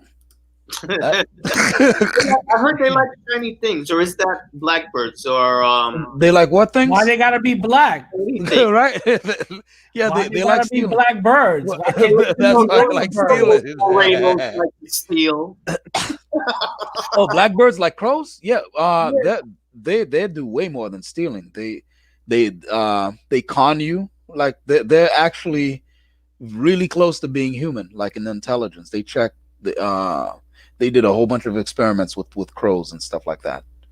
They know how to use they're typing on like they see you punch numbers on a calculator. Not that they know what the numbers mean. They see you do that shit. They come and do it. They're very smart, man. They're very intelligent. Yeah.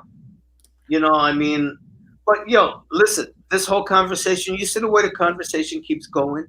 Yeah. Nobody is fucking thinking about Kim. So that's like, hey, who got this kind of time for all that hating and like he's over here getting all pressed because I said some things, but I just told the truth, and he's getting pressed, and he's creating this whole narrative. And the thing is, I'm not obsessed with any of these people. I just made that video for the sake of everybody that's coming at me, talking shit about me, because I was his friend. I'm like, all right, you know what? Let me just address this and just leave it all there in 2020, because the other thing is, like I was saying before, when my mom got sick, I did have an emotional snap, and I just was not myself. Wow. And I want to get back to being who I really am, and what my channel is. I said it all in that video. It's so whatever I went through, I went through a lot of shit with my mom, and I did go to therapy, and I did, work with. Bro, you don't need therapy, bro. Don't worry about it. Listen, I did therapy, but something? You can drink your pain away. Listen, I don't drink, but I do eat delicious pumpkin pie and cookies. I wash it down with almond milk, and everybody knows how that is. Yeah, almond milk, Irish almond milk. That's right. That shit is good for you. Yeah, Irish, yo. So I'm doing something good for my body. Fuck you. Listen, it's okay. You know what they used to do back in the day? Guys used to take their frustration out on women. Like the natural way, how it's supposed to be. How it's supposed to be. Well, yeah, that's true, and I would do that. A good Christian woman. Listen. I would do that, and then you come home and download your whole day. Yeah, that's it. That's what she's there for. Duh. I would do that, but it's COVID and everything, and I don't know where you live. It's gonna be like, I don't know where you live. I'll beat the shit out of you, bitch. I live where Kim lives. Alright. Good, I get 2 for 1. I get 2 for 1. But like honestly, you know, like what I learned from going to therapy is that like Nothing. they wasn't doing anything with me that I wasn't doing for myself already. So it was like, well, I could stay here and talk with you, or I could just do what I do in my prayer and meditation sessions anyway. So it's like I was already doing that kind of work on myself to begin with. But it did help in certain instances to have another person to talk to, and you know, to just kind of like show a different perspective on something. So I mean, it did help me a little bit, you know. But you know, like I said, the whole thing is that going through that experience, it did kind of knock me off my balance as to who I really am. Because I mean, I was chill as fuck before all of that, you know? And I want to get back to being who I was before all of this drama happened with my mom, you know? Boo. That's what it is. And that's why I made that video, to be like, you know what? All this Be drama. toxic. Be toxic like me. Be toxic like me.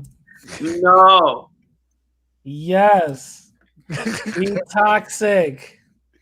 No, I want You can do it. Hate everything and everyone.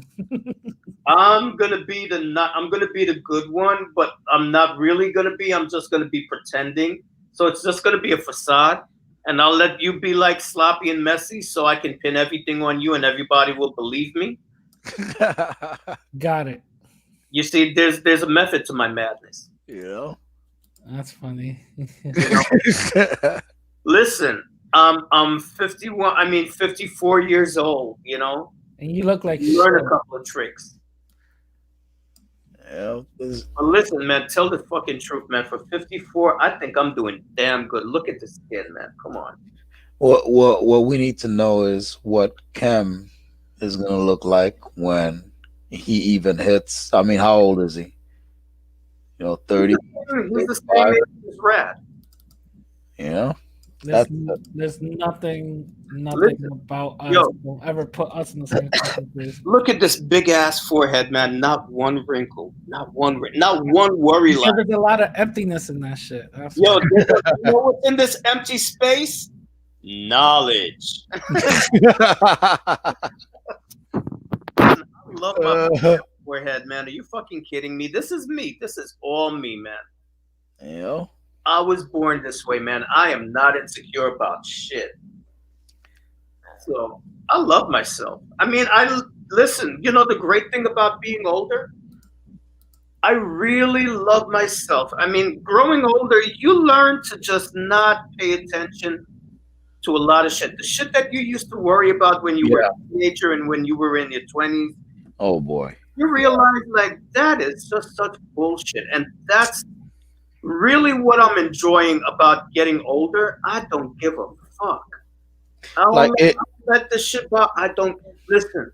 I was in my fucking 40s. I left my fucking 40s and I marched into my fucking 50s. I don't give a fuck. For real. I don't let these people bother me. Yeah, Time has a way of making you you got a like. big forehead. Yeah, you know what else is big, motherfucker? Right?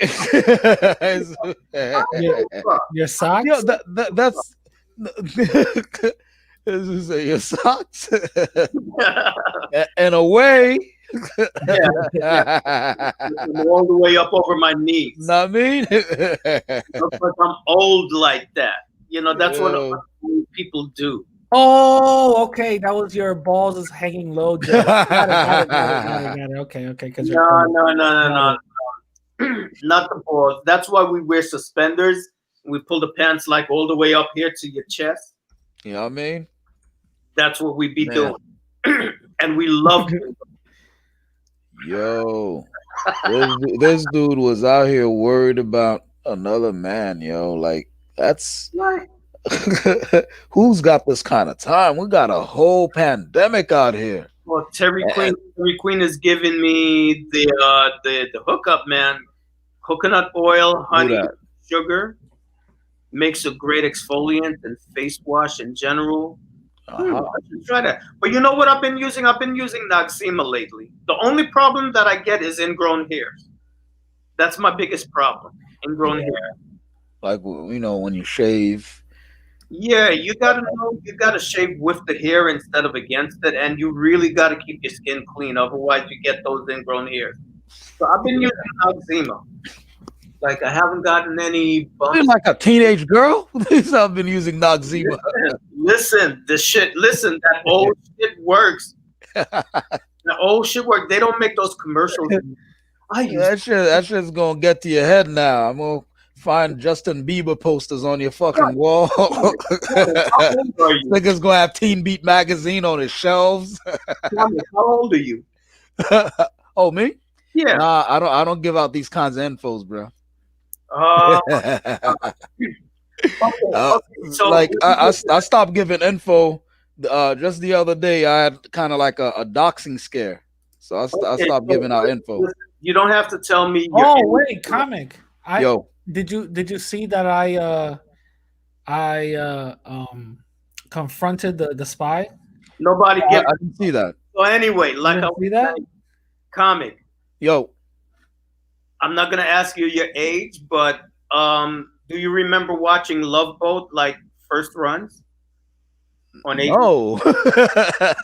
no, no, nigga. Oh, what Love Boat? Like you mean with that dude with that mustache? The I Love see that. Boat. Okay, you don't remember. Do you remember watching Fantasy Island? I was real small. I remember the little midget dude. Yeah. Do you remember Charlie's Angels? You mean like what's Bosley. Chinese girl with Farrah Fawcett. Cameron Diaz and shit? No, when it was on TV with Farrah Fawcett. Nah. Nobody remember that shit, bro. Get the fuck out of here. He said nobody remember that. Do you remember watching Ninja Turtles? Yes. Ninja Turtles. Yes. I remember Ninja Turtles. Okay, so you probably remember what was it? Damn, now I forgot. See, I am getting old. Oh my god, what is the name of that soap? Ivory Soap. Ivory Soap. Ivory Soap. Ambi or some shit? No, not Ambi. Ivory Soap. Why does your skin look so good? Dove? I eat right, I exercise, and I use Ivy. Ivy Soap? I've never heard of this, bro. Ivy Soap. Yeah, Ivy Soap. They had the commercial back in the days. That's what makes your skin look so nice. Bullshit. Oh. Dry you out like a fucking mummy. But listen, I mean, this dude was coming at me about my age, talking about I'm young. I got years ahead of me. You're 51. You don't. No, listen. I want to also address What the that. fuck is he talking about? Dude, I want to also address that. It's funny how he said, "Yo, I got years ahead of me" and all this other bullshit. But this is so funny. He wasted 10 years of his life talking about BBC. And on top of that, Like the channel? no, like Oh, the people. okay. and he's basically he's living in his parents' garage, dude. What are you talking about? What life do you have? Your life right now sucks. You can't speak to women. You literally called me and Truth Teacher up for advice on how to talk to women. What are you talking about? What magical, beautiful life you got ahead of you? You're lonely and it's sad. Wow. Listen, everything that Truth Teacher accomplished within your age makes your shit look like an embarrassment. Fuck out of here, bro. I mean, at least, listen, it took me a long ass time to finish school because I had to pay for it out of my pocket, but I had a career, I had a legitimate, I walked away from it by choice, but I had a career. And I'd like to know what frame he's using, like what kind of cultural framing he's using for saying, like, your life is over at 50? Like, what the hell is he talking about? Basically, like, why am I wasting my time talking to all these young people on YouTube? You know, like I'm some kind of washed up loser. I'm 51. I'm gonna be dead soon. Okay, well, you know what? Since that's his time frame, let him live that life, and he can be dead at 51. You know, he can be dead around 50 Hey, something. listen. And then like most people I know who are like that, and look at the generation that's coming up too. No offense to anybody in the chat room who is of that age bracket, right? He's like in his 20s. Most of that generation, eating all this fucked up food, drinking the water with all the lead and all that. You know, what do you call us? Yeah, their days are numbered, bro. Like they got diabetes, they got like high blood pressure, all kinds of shit going on. Listen, I see people young enough to be my children that look older than me, and I'm not exaggerating. Yep. Yes, sir. I know that. I mean, kid bagged my groceries. He had a head full of like sprinkles of gray hair, and I'm like, what's going on over here? Please, I mean, listen, the way I'm aging, I'm not going anywhere anytime soon. Look, like I said before, centenarians run in my family. Okay, I ain't going anywhere anytime soon. Look, you'll see these low lives come and go. That's how it's gonna go. When you have people sitting here talking about, hey, you're gonna be dead soon, it's usually them. It's usually them. Got one foot in the grave, the other one on a banana peel, and then talking shit about other people. That's how that shit's gonna go. You know? And it's usually these damn millennials. Is it called millennials? The ones born in like 2000, 2010? I mean, not 2002, 2005, 2000? Something like that. But he's in his 30s. He's in his 30s, you know? And the thing about it is, like, who, that Kim dude? Yeah. The one image I saw of him, his face was sagging at 30. Bro, so what the hell is he talking about? Kim is in his 30s, and he likes to pretend that he owns a business. He doesn't own a business. That's his family's business. And truth be told, that's not going to him. It's going to his sister. So let's keep it real. Wow. They don't trust him. They don't trust him. They don't like him. I don't know. I don't know anything about that. Like, I know everything about that. This fucking weasel over here knows everybody's dirt. I know everything about that. You know, the thing about it is, listen, life does not. I'm 54 right now. I don't feel any different than when I was in my 20s. Yes, you do. You're old. Hey, yes, you do.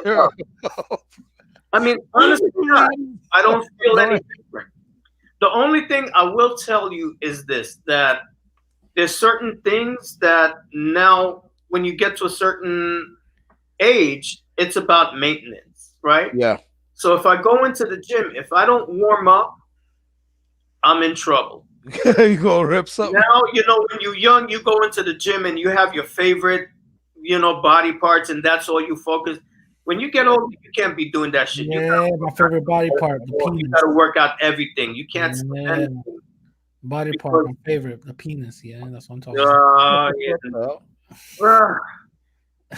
You know, you don't feel different because you're a magician who practices brujeria. You make that sound so dirty. What's wrong with brujeria? Yeah. Listen, what I do with chickens is my own business. The fuck am I hearing over here? Listen, man, I don't know why people be giving Africans a hard time about that shit. You ever see them Jews on Rosh Hashanah?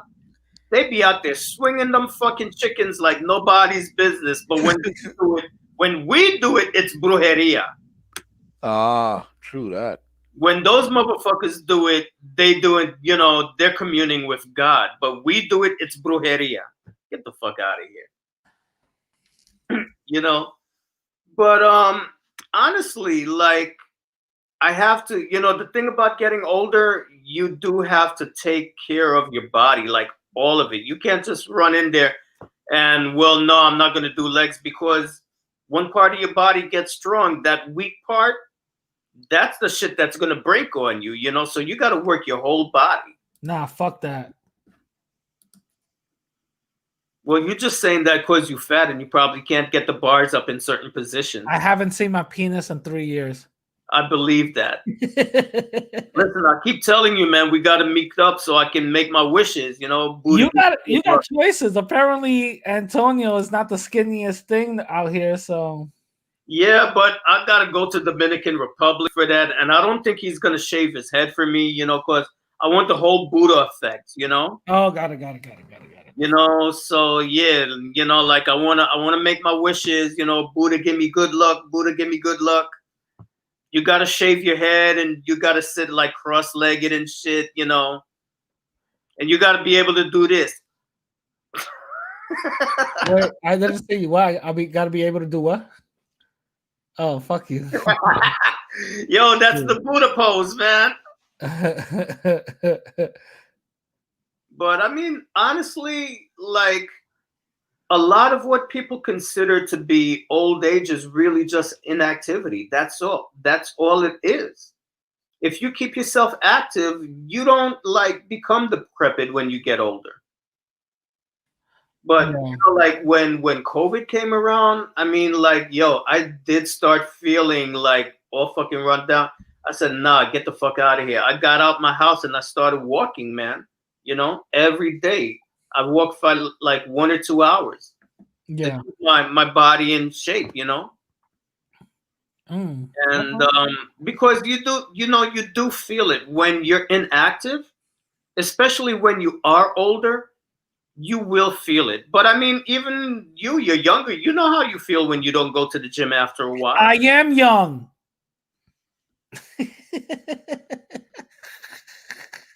No comment. Fuck you. No, thank you. But you know what I'm saying, right? If you Kim said it was okay. Days, you know, you feel it, right? No, you're right. You feel a shift in your body when you don't go to the gym for a certain amount of time. You feel it. You feel it. Yeah, you're right. Especially you know, you start hearing creaking doors and shit, and then you're like, oh shit, that's my name. Nah, nigga, that's not me. That's you. Nah, that's you, man. That's all you right there, bro. Hey, Mateo, what's up, man? That's all you. You the one that can fucking tell when it's gonna rain and shit, not me. Because I fucking broke an ankle. Fuck you. Oh, I guess it's gonna rain tomorrow. I can feel it in my lumbago. I'm like, wait a minute. Yeah, tomorrow's snowing. Tomorrow, it's gonna start out with sunshine, followed by clouds and intermittent showers in the afternoon. And listen, getting older. Listen, I went back to school. I was 48 when I went back to school. Really? Why not? Life doesn't end because you get to a certain age, man. Come on. And, you know, this is why I want to get back my channel, you know, me being me, because I want to let people know, man, like, your life doesn't stop because you get to it does. Age. Well, maybe for you, but not for normal people. You know, come on, man. It's like, listen, if I didn't tell anybody that I was 54 years old, they would never fucking know. That is true. So what the fuck? I should be like here, like drinking warm milk before I go to bed and shit and wearing fuzzy slippers and shit. Like, get the fuck out of here, man. Nah. Why do you hang with young people? Because I am young, bitch. I'm not old. Well, we don't know that. No, let me stop. That's a joke. Music only account. Go to a retirement house. Oh, man. What? You telling me go to a retirement house? Bullshit. I ain't going to no fucking retirement home. Get the fuck out of here. Don't forget to eat healthy as well. That's funny. Shit, listen, the reason why I talk with young people is because I am young. I'm not old. It's funny how he contradicted himself to it. He goes like, why are you talking to young people? It's not like you're a teacher. And then he goes, yes, I am, as a matter of fact. Idiot. You're such an idiot. I still am a teacher. You know? I mean, I just do it in a different way. You know, but yeah, that's true. Listen, I have friends of all ages, and that's what normal people do. You're supposed to have friends from different ages, man. That's, this thing that we call society. Yeah. Come on. So this dude was trying to shame me about everything. He's trying to shame me about being mixed. Like, You mixed. he's got an issue about being called, he's got an issue about being mixed and about being called Afrocentric. Well, I'm not Afrocentric. And Yeah, you are. no, I'm not. Well, not in the sense that they mean it. You are. What are you talking about? Teaching young people to worship the devil. We don't believe in the devil in African religions. Yes, you do. We don't have a devil. Yes, you do. The only devil we got is the one that you see looking at you in the mirror. You guys got mad devils. Yes, listen, you're the angel and you're the devil. We don't believe in no devil, really. Not like that. No, that's not what you told me. They made this shit up about the devil for two reasons: to scare people so they can control them, and to not take responsibility for their bullshit. I don't know how true that is. Do it. No, the devil ain't made you do shit. You did that shit because you're a grimy ass motherfucker. Wait, you mean to? Wait. You mean to tell me the son of Sam didn't hear his neighbor's dog tell him to kill people?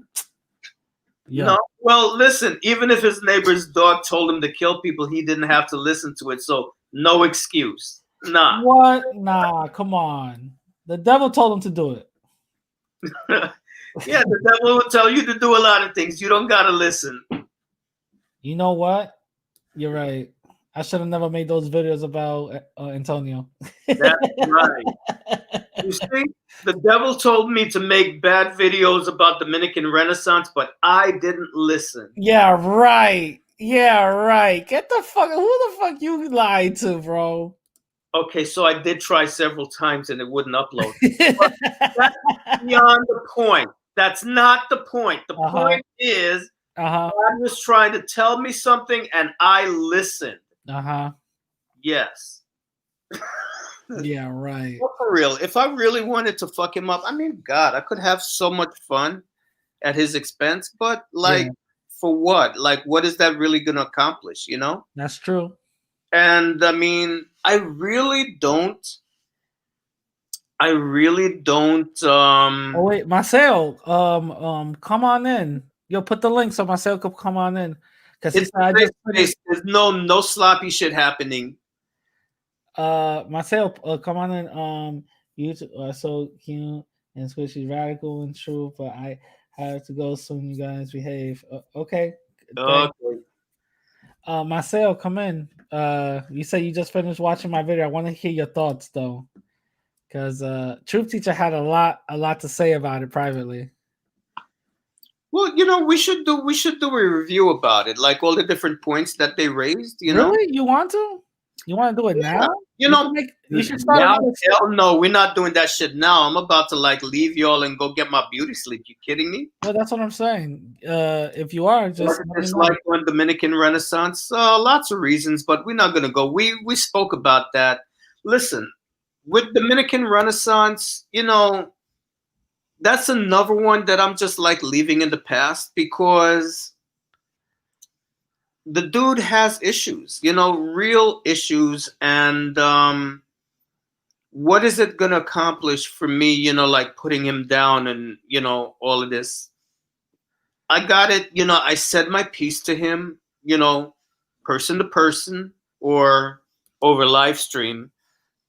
And I don't have the need to have, to engage him anymore, I just realized that this is a person who is dealing with pain like everybody on this planet is dealing with pain. We're all dealing with pain. But my only thing is, how are you dealing with that pain? Are you dealing with it in a constructive manner, or are you dealing with it in such a way that it has a negative effect on other people? Yeah. Hey, Maceo, what's up? Oh, what's up, bro?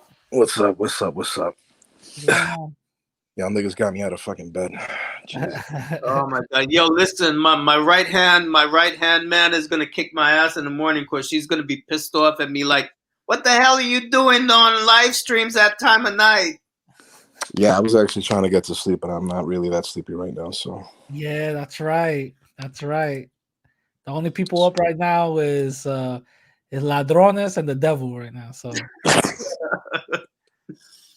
what's up? Oh my god. So Well, what did you think about the thing that you saw? yeah, who's this music only account motherfucker? oh no, listen. Those are my pets. You know? Those are my friends, man. Like I choose my battle. He wants to know like why everybody's pissed off with Dominican Renaissance, and you know we've addressed that many times before, and I don't need to go back to that. You know, like I said, I have decided that I'm getting back to myself the way I was before I got traumatized with, you know, my mom's situation, and sitting here making videos, putting people down, and all of that shit, that ain't doing anything to make the world a better place. So I ain't got no business doing that, you know. So all right, yeah, all right. like, I'll respect your life, and I'll be nice. listen, I really believe that you just cannot pick up on every little thing that you see because that shit will drive you crazy, you know. No, it's not just picking up. It's just But then again, you know, the other thing is, here's the thing, you know, with the written word, it's very easy to take things out of context because you don't have a real person in front of you. You can't hear their voice inflection. You can't see their facial expressions. So you don't know if they're like being serious or if they're, you know, joking or whatever, you know. So, All right. I don't know. All right. Let's see. All right, so Rad, I listened to the whole thing. Yeah. I was a little taken back. Like what led up to that? Like what happened? Like he emailed you the StreamYard link and you went in? Yeah, so he emailed me the link, and I was like I didn't get to see it until like 2 hours later. And I'm like, what the hell? He's live. So I go on and I'm seeing that he's live, and I'm like, before he goes away, let me go to the StreamYard link. So I go, and I already have a game plan. Like, listen, I'm gonna challenge his views, but I'm not gonna debate him whatsoever, because the last thing I want is for him to kick me out. So I just I feel like I took it lightly.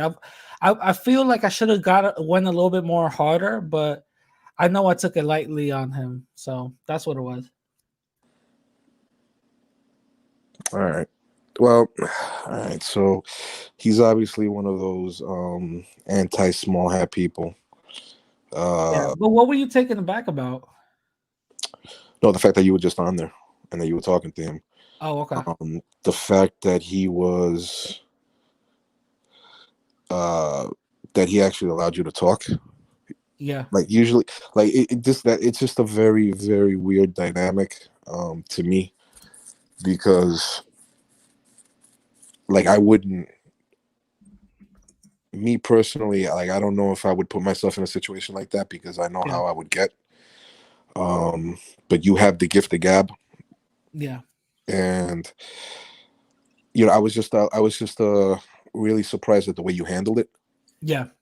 You understand? Because I couldn't do that. I'm not gonna lie to you. Can I be vulnerable for a second? I'm not gonna lie to you. It was maybe like one or two parts of it. I almost saw myself lose it, and I said, "Stick to the plan. Stick to the fucking plan. Stick to the goddamn plan." No, So, but you know, you made some very good points. I would have hammered the Greek a little bit harder, because Greeks, I mean, I've met Greeks that are darker than me. And I showed you but that dude is not Greek, man. If you listen to his accent, he's not Greek. I thought he was German, to be honest with you. But then as the conversation went on, when more of his accent started coming out, I was like, all right, well, he's not German, he's something else. But when I was listening, I was like, yo, Rat, hammer him on the guy from Golden Dawn, hammer him on the guy from Golden Dawn, and you didn't bring it up. Because I would have been, I was like, yo, if y'all so white, this man from the guy who was the spokesperson for Golden Dawn, he looks mixed as fuck. That guy looks like he could be related to me. You understand what I'm saying? And I told you the story about how I was researching him and I ended up on Stormfront, and they were saying the same exact thing that fucking redneck was saying, that I wouldn't let this guy near my daughter. Yeah. Mhm. You understand? Yeah. So redneck, hillbilly, whatever the fuck he is. So when people start getting caught up into that whole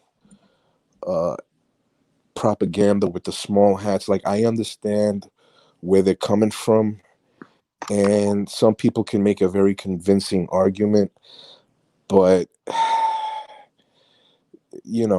I don't know what to tell you. Like, it's such an extreme viewpoint that the argument becomes less and less coherent the more deeper you go into that rabbit hole.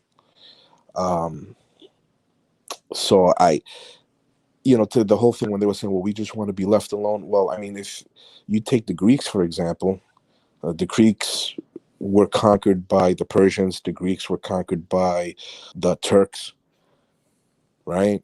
Mhm. Yeah, absolutely. Yeah. And the Greeks also had, they've had contact with the Egyptians. Hmm. In the Potomac Dynasty in Egypt were Macedonian Greeks, and that's another thing. They also were conquered by they had not conquered by, but they had invasions from the Slavs. You understand what I'm saying? Everybody and their mama ran through there. Everybody and their mama ran through there. So for this motherfucker to come out and start talking all this bullshit, saying that no, because white people, because we, my European brothers, Greece is probably one of the least European countries in Europe. And if you go to southern Greece, especially, like, and you go to the islands of Crete, these motherfuckers, they don't look like the most Caucasian people in the world. Because a lot of them are mixed. I mean, like, I know for a fact that Cyprus, there are, like, Afro Greeks in Cyprus or Afro Cypriots. Right. So even in Greece, you did have people who had African ancestry. I mean, even going back to antiquity, the archaic period in Greece, like, you look at some of your Greek myths, like the story of Troy, Memnon was an Ethiopian mercenary. You have the story of Andromeda and Cassiopeia. They were Ethiopian, and you look at Greek art, they knew about African people. They had people from, Africa in their society because they made statues and, portrayals of them. So they were familiar with them. Well, not only were they familiar with them, but I mean, you had, who was that, Alexander? Mm-hmm. That he conquered. Didn't he conquer well into the Middle East?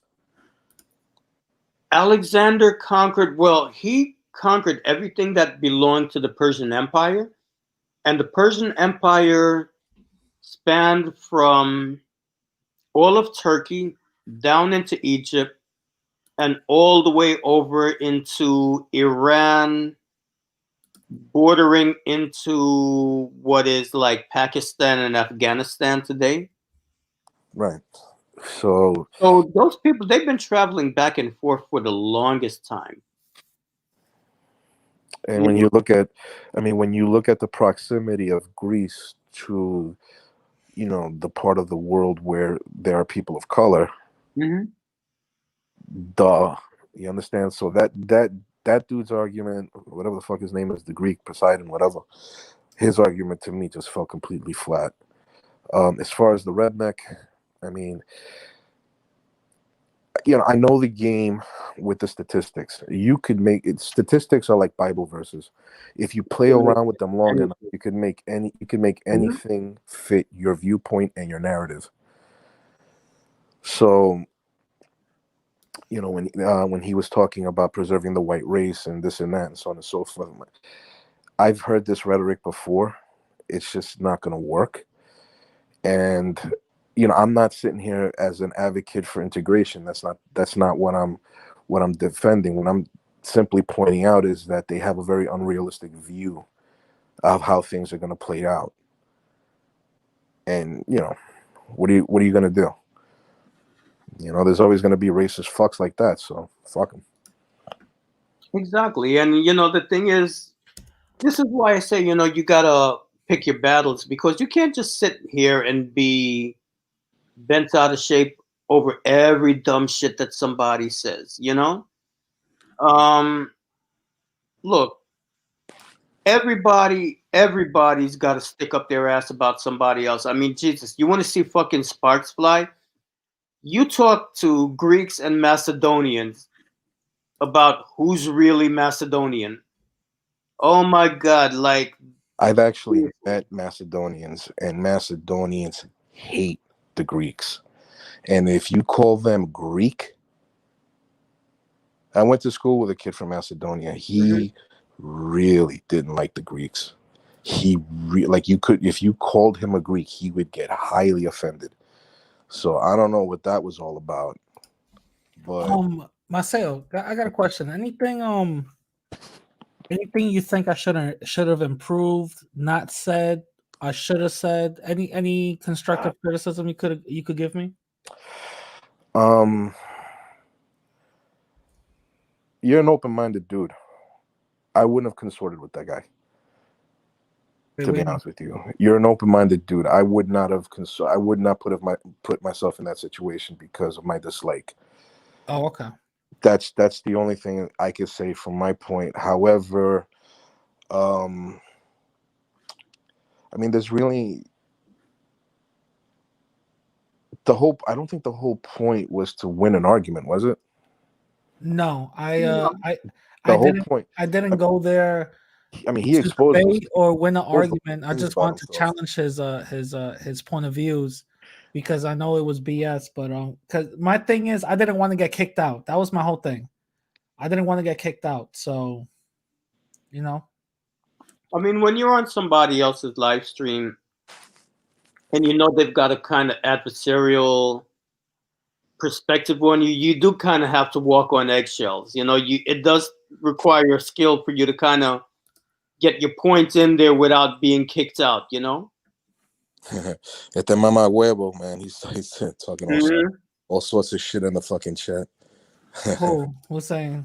El mama huevo, este fucking music account only, a music only account. My friend. But I mean, like things like this, I don't let shit like that bother me. I mean, now if they're really going crazy and going off, then I'll kick them out. But shit like this doesn't bother me. And this is the thing. Like I said, for one thing, when you get older, you just don't pay. I mean, right now you're in your 30s. You're gonna get to your fuck it 40s. I'm not in my 30s. I'm in my 40s. Oh, you are. Oh, you're already in your fuck it 40s. But I got too much of the Ogun energy in me, brother. You know what I'm saying? Yeah, I got you. But getting back to Rad, I mean, he didn't kick you out. When I saw it, I was expecting him to fuck it at some point, for you to get under his skin so much that he would. But he was actually very receptive to your criticisms and to your arguments. I mean, he tried to shoot him down. Yeah. But he didn't react the way that I thought he would react. And and even at that point when he got highly offended because he said that you called him a liar. You call him a liar. You don't call a Southern gentleman a liar. Yeah. You don't attack his honor. Yeah. Yeah, so yeah, like I was very surprised. And you know what? You knew when to get out. Yeah. You knew when to get out. Because you showed yourself out. He didn't show you out, Yeah. right? I think the next time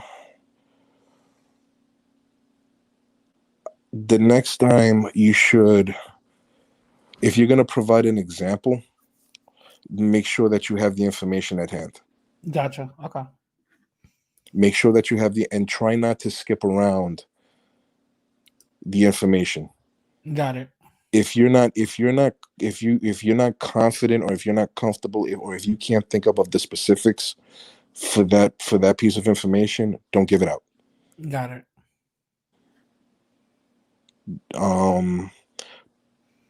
But other than that, I mean, the whole thing with the small hats, and as far as their relationship to white people, that was pretty skillfully done. Yeah. Because I've heard this before when they say they're not white, but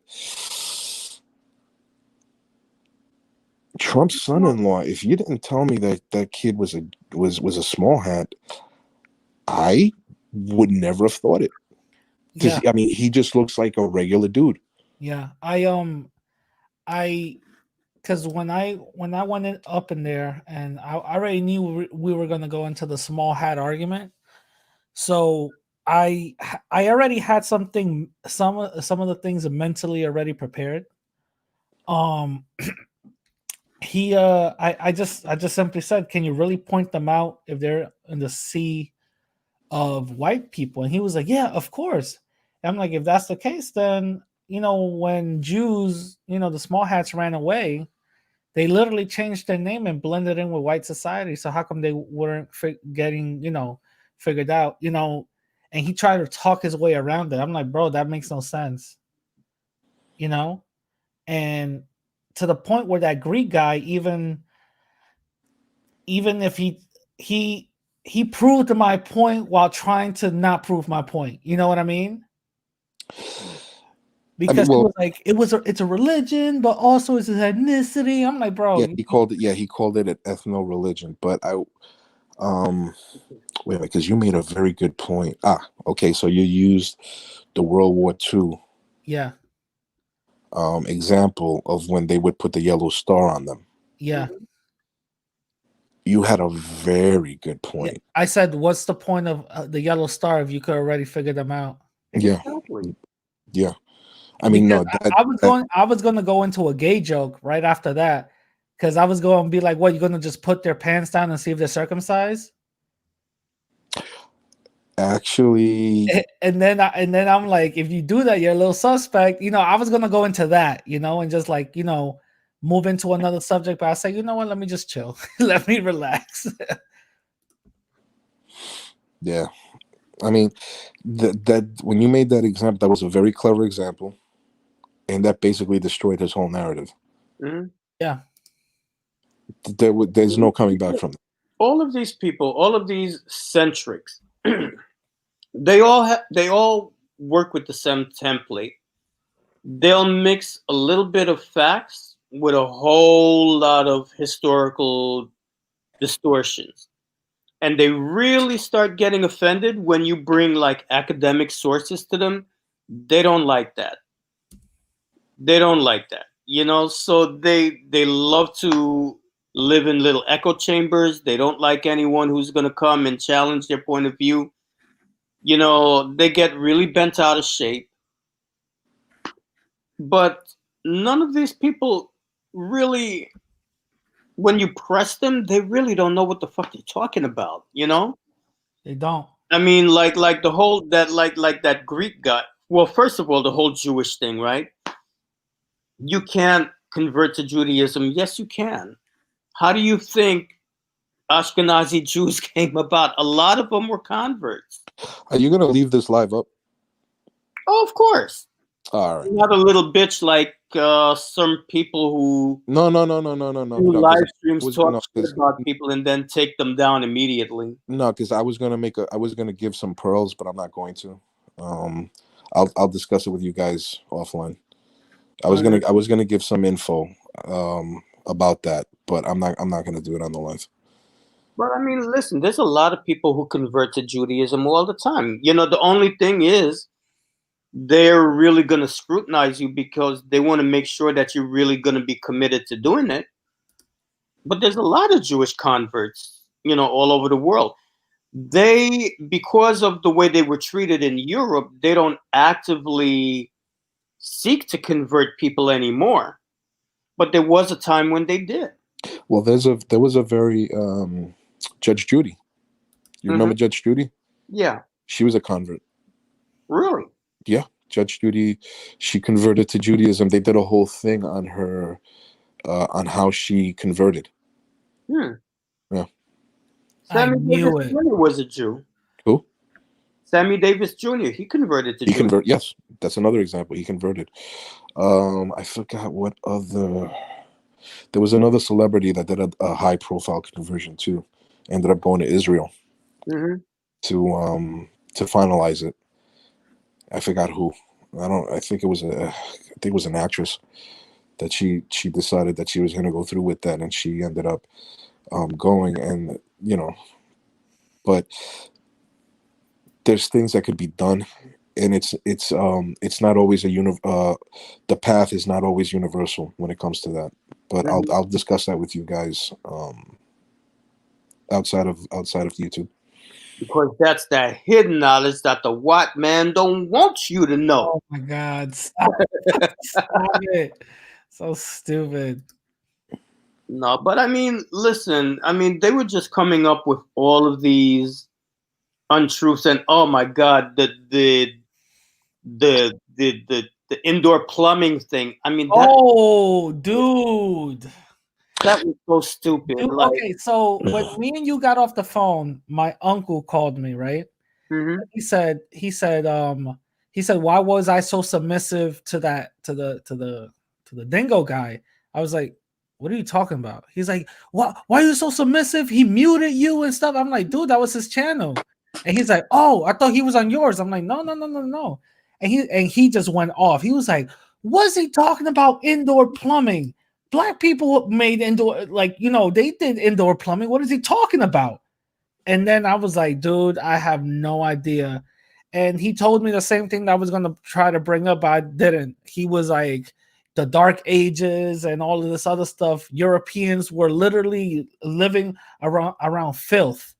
yeah. You know? So that narrative should have gone out the window. And he was like, how come you didn't say that? I was like, dude, because if I did, then I already knew I would have hammered it down, and the dude would have probably kicked me out. Listen, the guy had 2 outbursts. He muted me once, and then he went off because I called him a liar. I'm not gonna, I'm gonna be, I'm gonna step around and tiptoes,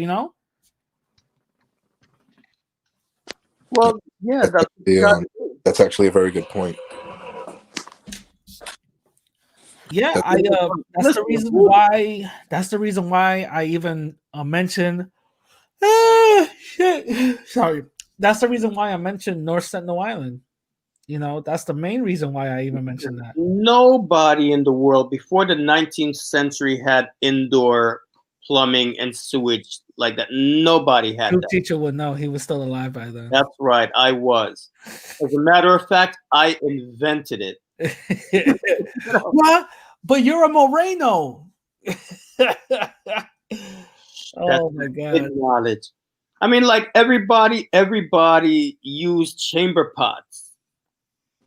That's what people did. And in Europe, dude, I'm telling you, dude, I'm telling you, you should do a live breakdown, point for point, on that whole thing. I'm telling you, bro. Yeah, that's what I told you. We're gonna do that. Yeah.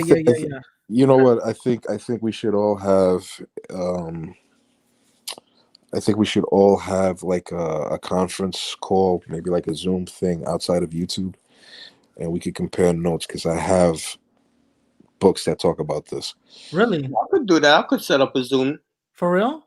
Yeah, because I gotta refresh my my memory with the materials. Yeah. Marcel, can you be 100% honest with me? And this is for real. Like, I want some constructive criticism. I always ask this whenever I get off of a discussion when it has to do with these type of situations. is there anything I could have improved? Anything I should do in the future? Anything I should have not said? I wouldn't have buried Brancho the way you did. Okay. Why? I Why? wouldn't- How come?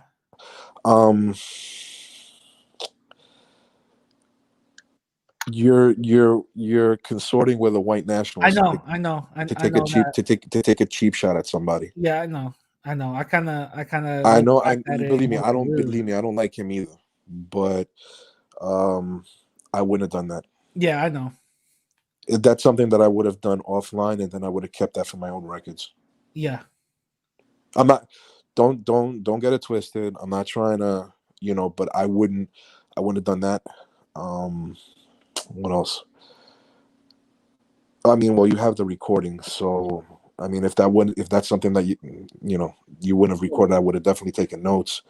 But you have the recording, and you made it live. I'm gonna listen to it again tomorrow. Okay. Because I really want some if I was just, you know what it is, bro. I was just really shocked at the whole thing. Yeah. Okay. Yeah, I just put music only into the discussion. So let me see if this is a legitimate person. Cool. I'll keep him for a few minutes. I'm gonna be like wrapping it up in 10 minutes anyway. What's up? What's going on, music? Music, what's up, man? Oh, okay. He's not legit. Whatever. I guess the spies got him. But Marcel, anything I could have improved? I told you about the statistics. I told you.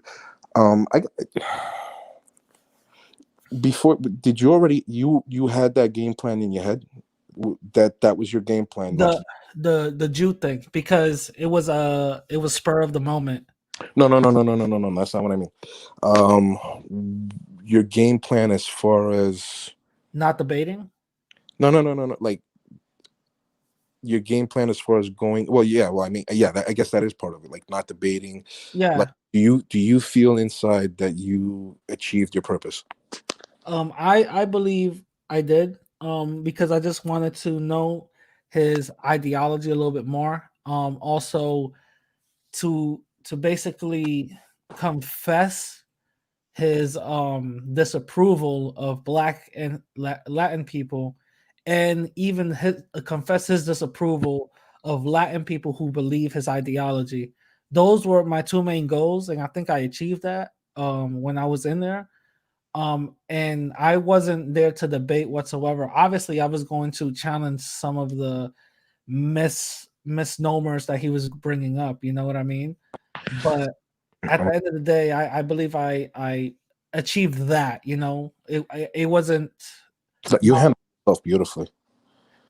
I'm sorry, what? You handled yourself beautifully. Oh, thank you very much. You handled yourself beautifully. I read some of the comments under the video. Of course, people are starting to question your racial identity. Yeah. When he was like, "Well, why would you want to be Black?" Yeah. So let me clarify that, dude. It was so long ago. I don't even remember the percentages. You know what I mean? Like I said, it's so long ago. It's literally I'm just guesstimating. So when I said that I was Black 11%, it was anywhere between 11 to 15. It's probably more or less. I don't even know. I don't even know. You guys could like give and take, but all I know is I'm somewhere for what I remember. I'm somewhere between like 57 or 59% Spaniard. So the rest is Black and indigenous. I think I'm indigenous 27% and blah blah blah. But look at how that works, right? Right? Yeah. I'm what, 58%? Yet I'm a descendant of the Moors. Yeah. I'm 58%, and I'm a descendant of Sephardic Jews. Yeah. Aside from my African and my indigenous. And I have no Northern European ancestry in me. So yeah. No, and the thing is, like, when I brought up my dad, he's melanated, like he's like Truth Teacher's color, one shade lighter, he's melanated, bro. And My mom is like Bahari Moon's color. You know what I mean? But I'm light skinned. so so I came out light brown. I came out light brown. My little brother came out more melanated than me, and my sister, she came out way lighter than me. So it's genetically, Baby. it's all over the place. You know what I mean? But Milkman's baby. I'm sorry, what?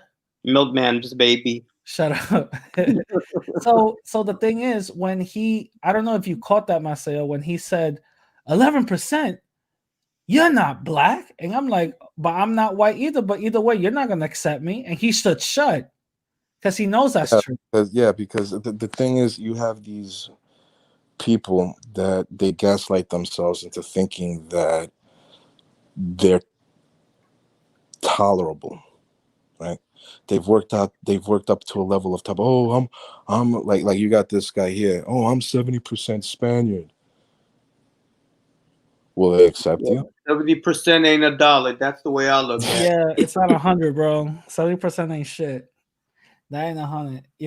So the thing is that at the end of the day, they're not gonna accept me. He even admitted that he's not gonna accept Antonio. He wouldn't even accept him around his family. But he was like, oh yeah, but we speak a lot and stuff. But he admitted that he wouldn't let him. Exactly. If he had a daughter, he wouldn't let him near his daughter. Antonio is he's so like broken. He's probably okay with that. The fact looking at him like being inferior, like he's okay with that. The fact that him and people that think like him are cucking themselves so fucking bad, bro. They talk about other people cucking, but them niggas, they're the fucking first cucks. Because they're trying to belong to a group of fucking people that tell them to their face. Exactly. That tell you to your face. Tell them to their fucking Did you see that? Wait. Y son tan come mierda y tan mamabicho that they sit there and they take it. Mm-hmm. They sit there and they fucking take it. Thank you, sir. They might as well get on their fucking knees, open up their mouth, and suck on that dick, because that's all they're good for. Mm-hmm. You understand? I mean, it's just and Radical lack of dignity.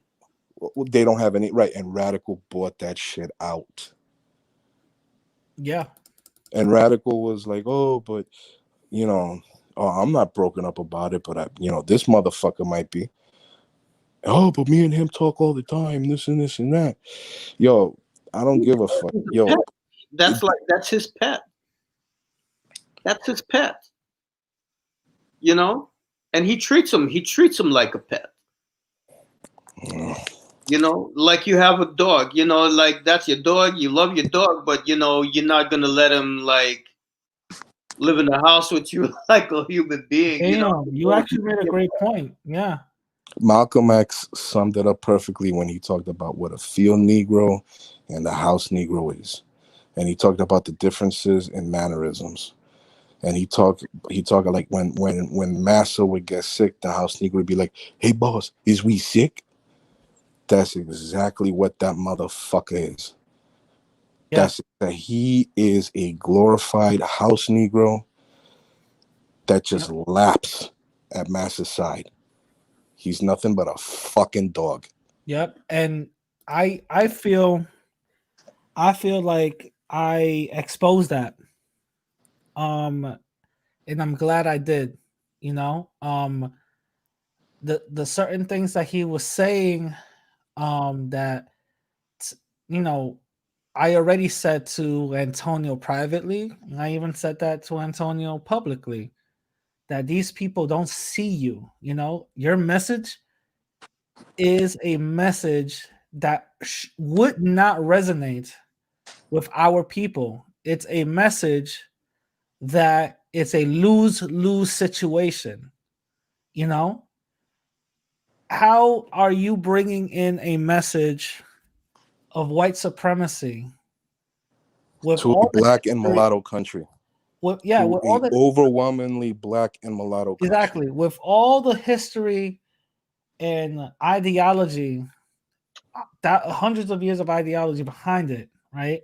Of that type of ideology into a place of people who that same ideology is going against, you know? Hmm. It doesn't make sense. But he wants to, suck their dick so much that he ignores that. And I believe it's gonna take way more than a Nazi going into his live stream and calling him a Mexican to realize that. Oh, no, I he's- literally feel, people like that, they're beyond that. Their self radicalization oh is yeah, Exactly. I feel, and this is true. Like I really do feel, and you guys could, this is being recorded. I really do feel that it's gonna take him literally joining a group for these people to treat him like shit and tell him exactly where his position is, regardless of what he believes. Because at the end of the day, you could be around us, but you're not us. You know what I mean? And no, that would no, that I'm telling you wouldn't. this one is going to be the hard truth. It's going to be the hard truth, and he's going to come back and try to forget and try to clean himself up from that type of ideology. Looking back in the mirror, saying, "What the fuck have I done?" No, I don't believe No, that. I don't think You so. don't think so? He's too far gone. He's too far gone. No, they could lynch him from a fucking tree. They could literally lynch that motherfucker from a fucking tree, and he wouldn't change. He would still look up to them. While his neck is getting cut by the fucking rope, while the rope is burning into his fucking neck, taking away the life in the breath, the fucking. He's gonna be He's like, I deserved it. He's gonna what? He's gonna be like, I deserve it. He's gonna be exactly. He's gonna be like, I deserve this. He's gone. There is no hope for that guy. He's in fact, you know what? Not only is he gonna think that he deserves it, he's gonna be happy that they're doing it to him. Yeah. Yeah. Man, listen, like I tell you, man, planet Earth is where hurt souls come to heal themselves, man. Everybody down here on this piece of rock is dealing with some shit, but it's just a matter of how you're dealing with it, you know? So, like when Kim is trying to shame me about, mental, listen, I don't know why, because I've discussed this shit with him. Like, we all have problems. All of us have things that we need to work out, that we need to perfect within ourselves. But the difference is you have people who take responsibility for their lives, and they take responsibility for their circumstances, and they actively work to make themselves better. And then you have people who just cop out from doing the work, and they take that pain and they inflict it on the people all around them. And people like him, they're the latter. He's looking to take that pain that he feels inside of himself and inflict it on other people, and then try to delude himself into thinking that he's got some just cause. And same thing with Kim. Kim is pissed off because I told the whole fucking truth, and I didn't call him out of his name. I didn't call him a bitch or anything like that. I just told the truth. I didn't go into like anything like personal, like, personal conversations we had, but I just told the truth, and that hit a nerve. And that's why he came out with all this bullshit about me. And, as far as I'm concerned, it just shows me that I didn't make a mistake. It's like, you're just showing me your character. I don't even know who that guy is, so You ain't missing nothing, trust me. I can't even give an opinion. I have no idea who that guy is. The only thing I know about that guy is the video that fucking Rad made about him. That was To be classic. honest with you, dude, you're not missing anything. I mean, I befriended him, and like I said in the video, I befriended him because I saw the human being underneath all the bullshit. I saw the human being in there, and that's what I was trying, to reach. That's what I was communicating with. But when you have people who are broken and they're not willing to take responsibility for healing themselves, it doesn't matter. They're going to just stay in that negative place. So my channel is a critique channel. Dude, how many years are you gonna be critiquing the same fucking thing? If you're a critique channel, you would be critiquing different things. You would be critiquing different all the political situations that happen in this world. You mean to tell me you can't talk about anything else besides black men going to Dominican Republic? You can't talk about political situations. You can't talk about issues in your own community in Mexico, whatever. God knows there's tons of things you can critique just on that. You could critique the debauchery that goes on in the Mexico City subways. I'm not going to go into detail, and I'm not going to show any videos, Rad. But, did you go and get therapy? Who, me? Yeah, because I showed you something really ratchet that day. Oh, yes. I got my little quick therapy session. Oh, but I really disturbed you. I'm sorry. But dude, like, for real, everything that he's criticizing about the dysfunctional aspects of African American society, you can find that shit right there in Mexico. Lootings, they be looting like crazy on a regular in Mexico. You want to talk about gang violence, rape?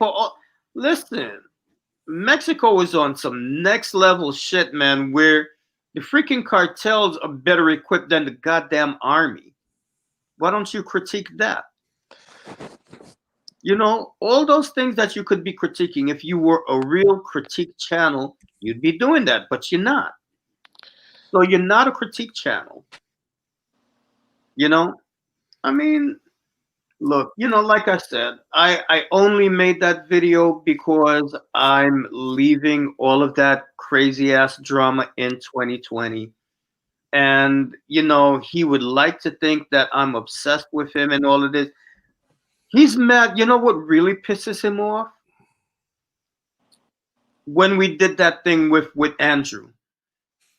Now, I didn't go to Andrew. Andrew came to me. Yup. And because Andrew, the only reason I agreed to do it is because Andrew was one of those people that felt some kind of way about me because I was friends with Kem. And I just wanted to set the record straight that, yeah, I mean, I was friends with him, but that didn't mean that I was compromising on my principles. At no time did I compromise my principles to be friends with him, And if he would say things that I objected to, I would explain, okay, well, this is right. This part is not, this is what you need to understand about this situation, Yeah. So I never pretended to be somebody that I was not. And listen, I know there's a lot of people out there that don't like me for a lot of reasons, and I have no control over that. People think that I'm arrogant. People think that I'm stuck up, and I'm really not. I have a certain level of education and a certain level of knowledge, but that doesn't mean I'm more intelligent than anyone else. It's just that, I know a lot of shit because I grew up watching documentaries, so I know a whole lot of shit, That's the only reason why, so I know certain things and I can break it down and put it into context, and explain certain things. But I think I might have a suggestion here. And we talked about it before. Yeah. And I think Rad this could help out Rad too. I think maybe we should get back to the No, I don't have a platform. I don't want a fucking platform. After seeing all the bullshit that goes on YouTube, I thought that maybe I would get involved. I'm not. I'll collab, but I don't want nothing on my own. Let's just get back to the education. These parasitic fucking failures at life, fuck them. Yep. Let's do something where we could all feel good about what's being contributed. That's why I suggested let's offline. Let's do a Zoom thing. Let's all compare notes and let's see if we can make something beautiful come out of that. Yeah. Absolutely.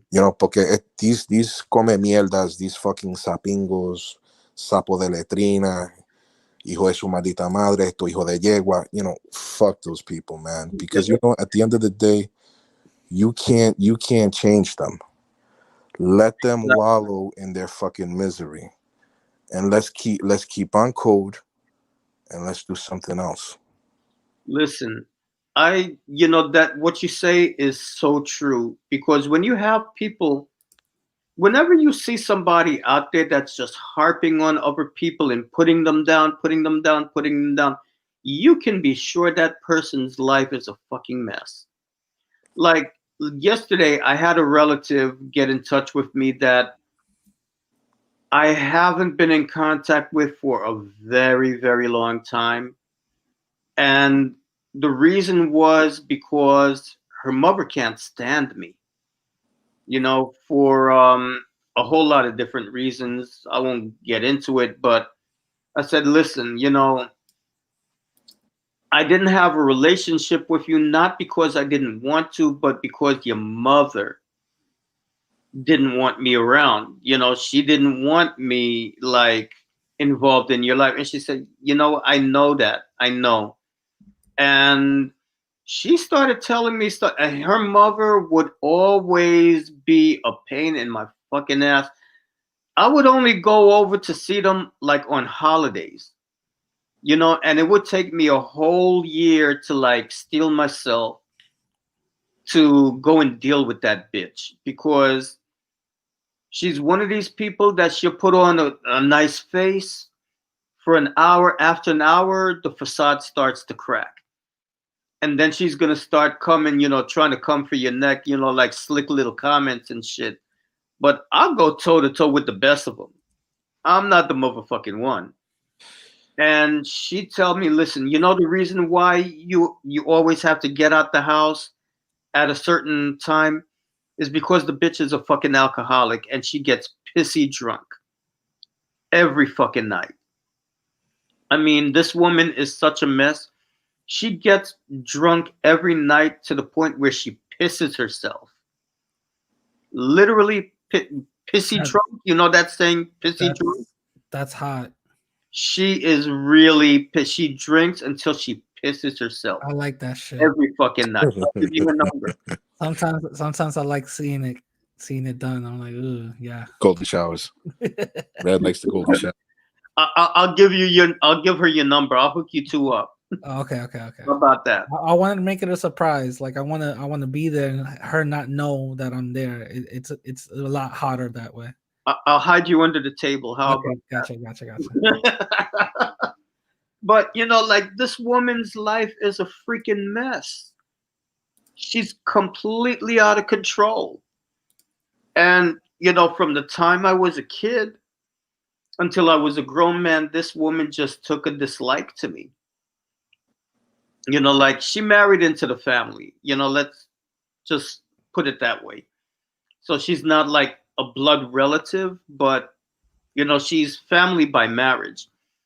And so I could never have a relationship with her children the way other people have a relationship with their cousins and shit, like, because she's just an evil person. But I know that that's coming from a place of hurt. But once again, all of us are dealing with pain, but it's how you handle it that makes the difference.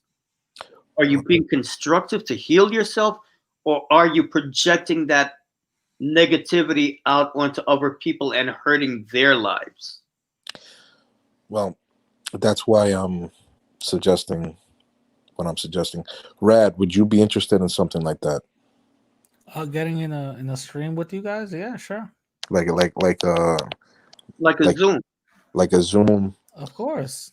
and let's start educating each other. Yeah, of course. Yo, but I still want to do a live with you, Maceo, like, talking about different aspects of African spirituality. Sure. Yeah, I've Yeah. always told you that I'd be down for that. Yeah. Yeah, because that's one thing that I really want to do is educate people, because I can't believe that in this day and age people still have such backward ideas about what African traditional spirituality is really all about, My feeling on that is because we don't proselytize.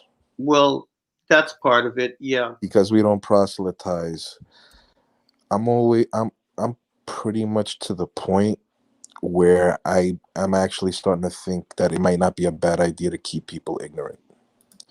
So if I like that. because you know why? We have something that's very beautiful, and we have something that's not for everybody.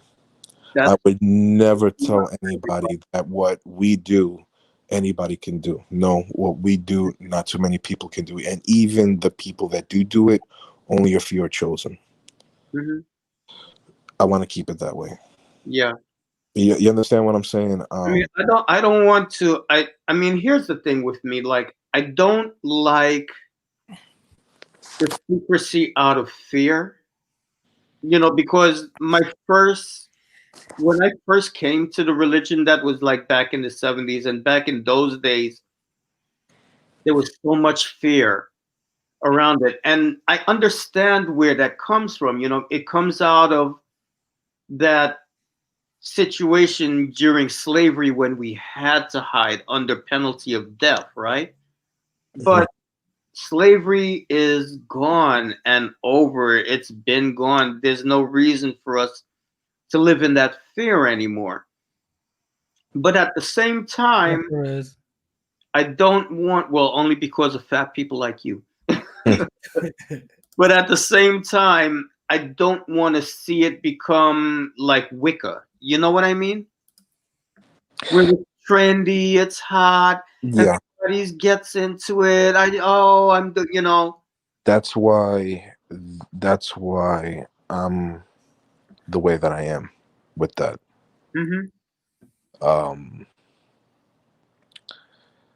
I don't bring people in. Yeah. And I've also discouraged people who have asked me for things to not come in. It's kind of like it's actually kind of like when you talk about the small hats. The small hats don't proselytize. Well, there's a reason. They make sure that you're coming in for the right reason. Right, but they don't proselytize, and some of them will even give you the attitude like, we don't want you. But that doesn't mean that you can't come in. It's like you have to prove to them that you deserve to. Yeah. You deserve the privilege. Yeah, and that's when I think of the Afro-Caribbean religions and the continental African religions and spiritualities.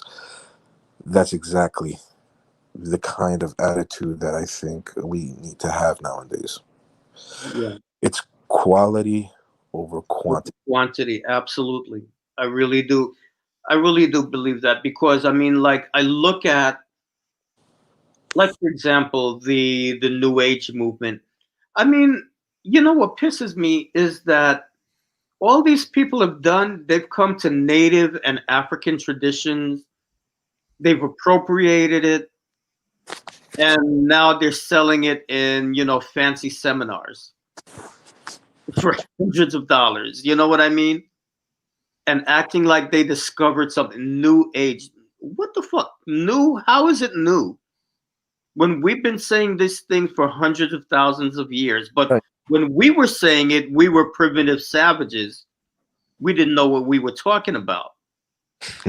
When we were talking about the plants are alive and, there's energy in these different things, oh, we were savages. But now that their technology has caught up to, they can actually show the energy, signatures and frequencies and the things that we said were alive. Now it's new age. But Well, we've been saying this thing forever. well, it's just the thing is that if you look at the centuries old European apothecaries, Mm-hmm.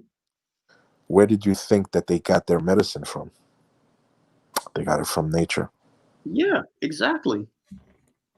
You understand what I'm saying? Mhm. So people who come with that kind of mentality usually reflect an ideology not so dissimilar from people who we would consider are how what would be a nice way of putting it, the opposition, Yeah. right? They'll come and they'll criticize our methods, Mm-hmm. but the people that they look up to were doing this shit centuries ago.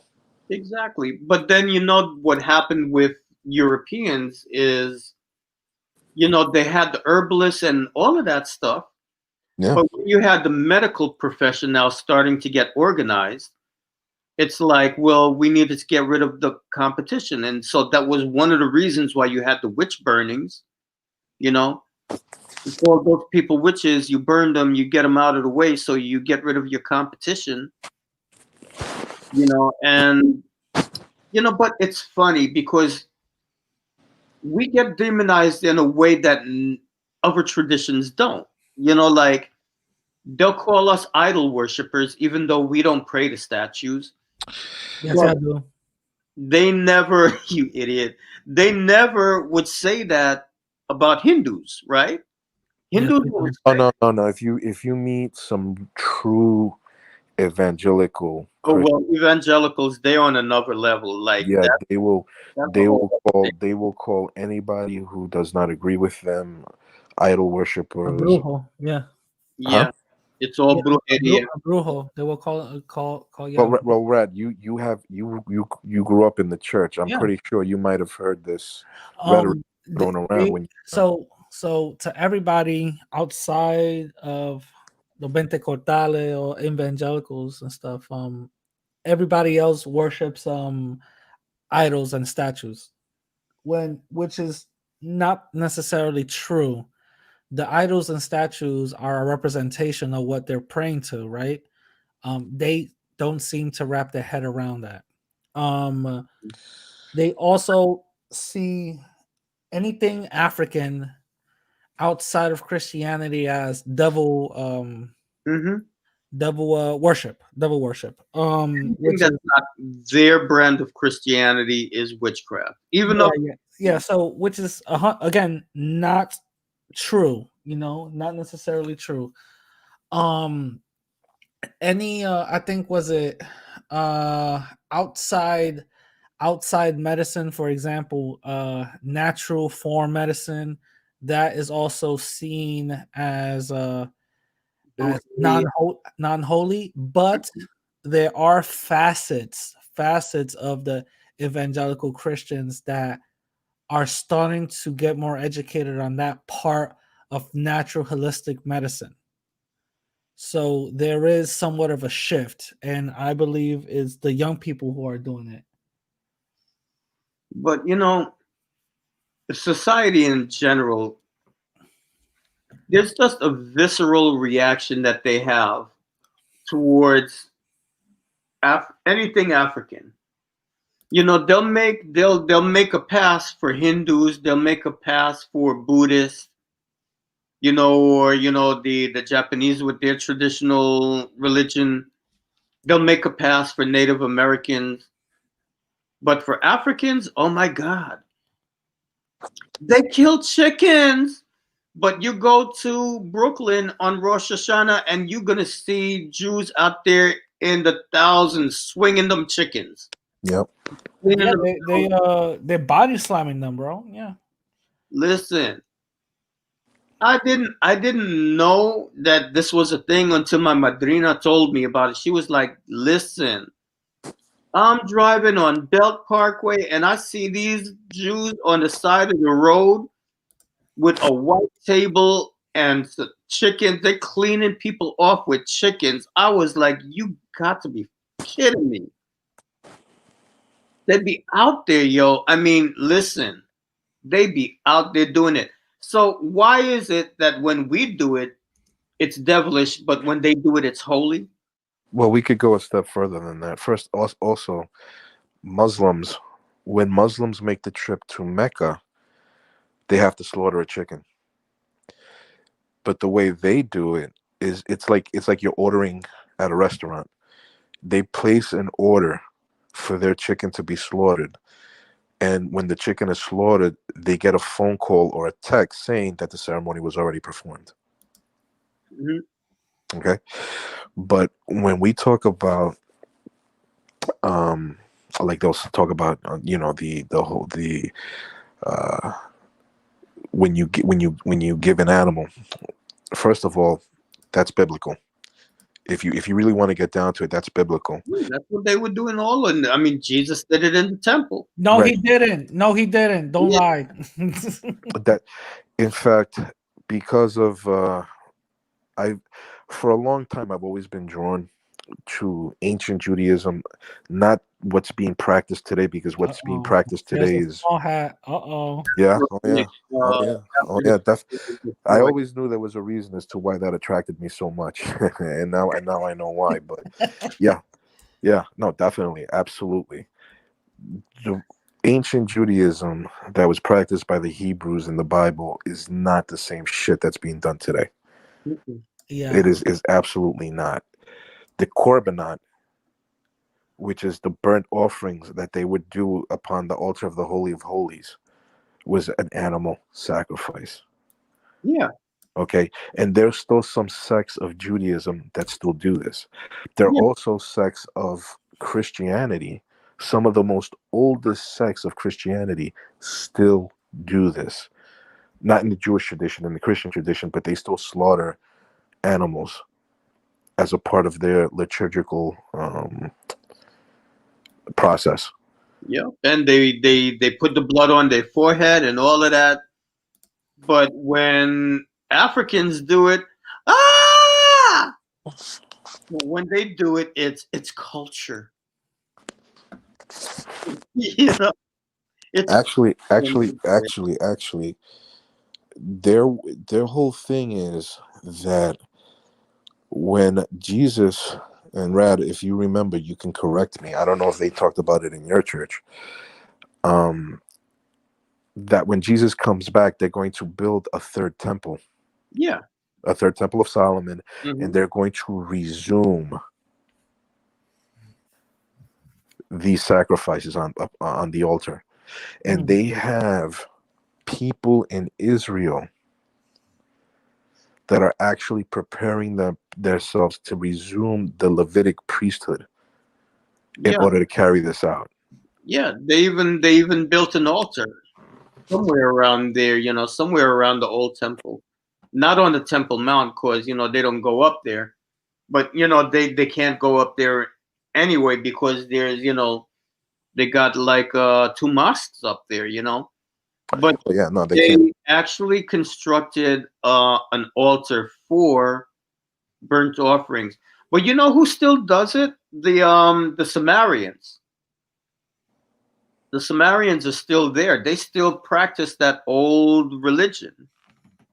And every year they have like the burnt offerings. They still Mhm. do that. Oh yeah.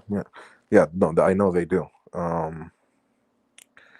But that's I also, when it comes to Christianity in its most basic form, and Rad, you might appreciate this. It's a human sacrifice that you're elevating. Unless you're a hypocrite, you're celebrating a human sacrifice. And if you want to be even more sinister, It's a deicide because supposedly Jesus is God. So how can God kill himself for 3 fucking days in order to resurrect, in order to wipe away the sins? Mm. So at some point you have to start questioning, well, if this is all planned, then what was the point? Think Mhm. of think of the conundrum that this presents. If Yeah. if this was part of God's plan, then what was the fucking point? Yeah. Um. Absolutely. This is something I've said this in church, and they kind of almost threw the Bible at me. I told them, I said, is it really still a sacrifice if you know that you're gonna come back 3 days later? Right. Yeah. That's what And I mean. If this is part of the plan, what's the point? A God, the creator God. First of all, Red, I have to ask you. Red, you listening? yeah, Okay. In your in the line of Pentecostalism that you were brought up in, yeah, is Jesus God? yes, Are you sure? I'm positive. Jesus is God. Yes, Jesus is God, but when they want to separate them, they make sure they separate them. Explain. So depending on what the context is of the conversation, Jesus is God, but whenever they want to talk about the Trinity, they'll say God, Jesus, and the Holy Spirit. So Pentecostals believe in the Trinity. Yeah, Yeah. yeah, Interesting. and but again, when they want to refer to, it depends on the context of the conversation. They'll separate them and stuff. Have you ever seen people speak in tongues? Yes, Oh hell yeah. Okay. I've I used to speak in tongues. can I say a quick story real quick? Mm, mhm. So my mom my mom heavy in the church. Yeah. Heavy in the church. People used to call for her in crazy places. Like one time some lady in Alaska called her and I said, "What the fuck, dude?" My mom's phone bills were racking up, dude. To the point where I told her, I said, "Mom, like, kind of make this kind of a business, like, these are church people. I know you're doing the word of God, but also you got to get paid." She never wanted to do it. Whatever, hours and hours and hours on end talking to these people, right? Talking visions and stuff like that. She would mix in her knowledge of therapy, of being a psychologist. She will mix that in with the religious aspect of it. So, it will, I believe she wouldn't even do this for money, I'm telling you. So she would just do it for the goodness of her heart. Damn, So that's, I'm sorry, what? what's her number? I'm mentally disturbed. Well, I need obviously, help. yeah, obviously. So she will mix this in. That's the reason why a lot of people would maybe gravitate towards her. Anyway, long story short, I've seen her and plenty of other hermanitas jump into speaking tongues, catching the Holy Ghost, doing backflips and everything like that. From the outside looking in, they would just probably look crazy to somebody, but inside the religion is a manifestation of them, going through, whatever. Later on, I came up with my own little theory that it has nothing to do with God. I believe that these individuals are going into a deep trance, deep meditated trance to the point where they are actually accessing a certain point, either in their mind or in the spiritual world. And their body's having a reaction, and they're assuming it's God, but in reality, it's probably something else. But anyway, that's my small little theory. I could be wrong. So I take it that you've seen people who you believe are legitimately talking in tongues. Yes. So there was this one lady. So this is my story. Usually the tongues that I've always heard was either in other languages or just gibberish, right? Hmm. Gibberish, other language, or whatever, right? There was this one lady who I went to her house and we were there for 12 hours straight, having this service. And these services could go on for a while.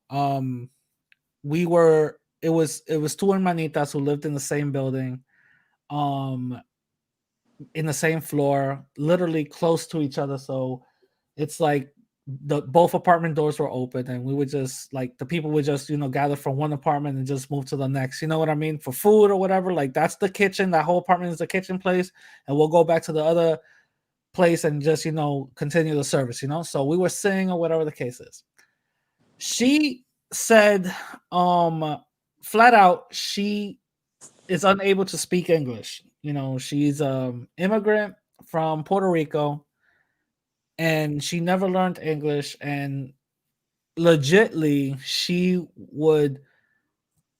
was like on the phone, for real, on the phone. Like before I even when I got there, I was on the phone, and she was like, mijo, tú sabes hablar inglés? And I'm like, yeah. And she was like, oh, tú me puedes ayudar. So it was with like somebody from Con Edison or whatever the case is, right? Dude, she didn't understand nothing this man was saying, right? So this is like for real. She didn't know how to speak English. When the part of the service started to, because you could feel it when you're there, you could feel something's about to start happening, right? When the part of the service got to the point where they start praying and everybody's it's feeling the quote unquote spirit, this lady goes into speaking in tongues, and this lady starts speaking English way more professionally than I ever even. I thought this woman was turned white. I swear to God, like Harvard school graduate. She started just speaking in English. I'm like, in my mind, I said, this bitch just tricked me. But I was like, wait a minute, is that the Holy Ghost or what? Like she started speaking in English, like legit. And Did she ever start rapping, doing Rapper's Delight? listen, it looked like she was Busta Rhymes, speaking English, and the cadence was, fluently. The syntax was not hers. To be honest with you, it was not hers. She legit sounded like a white woman. There was no accent, no New York accent, no nothing. She sounded like a white woman straight from, I don't know, Georgia somewhere. And that literally took me by surprise because I was like, wait a minute, all this gibberish, was it really gibberish or was it another language? I don't know. So she was speaking in English and she started delivering messages in English. Saying, this and this and this, that's and that's and that, to each people in the circle who was praying or was part of the service. And she was delivering messages in English. And when she got out, when the Holy Spirit left or whatever the case is, she went back to speaking Spanish. Did she tell you where to find your socks? The one that you lost in the laundry? Yeah, she said for some reason go to Tina's house. I don't know. She said that everything that anybody loses goes to Tina's house. So I'm like, I guess. Leave Tina alone. But yeah, that's what ended up happening, and I've literally witnessed this. I've witnessed exorcisms multiple times. I've witnessed objects coming to life. Mm-hmm.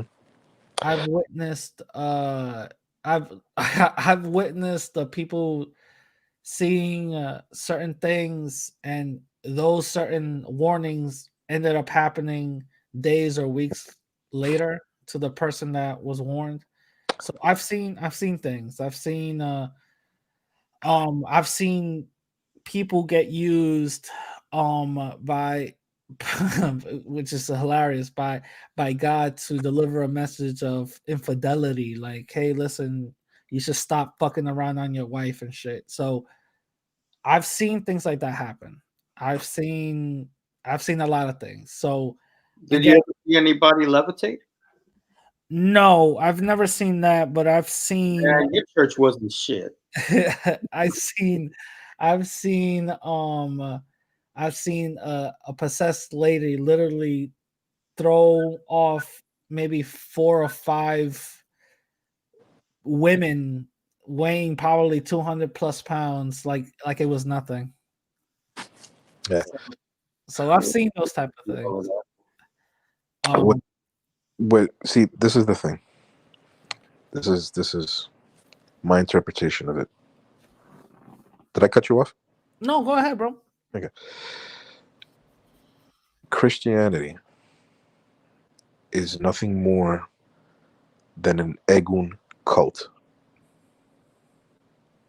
Do you know have what? to explain to him what an egun is. Do you know what an Egun is? No, actually, and shout out to True Teacher. He just no, I don't. Spirit of the dead. Oh, okay.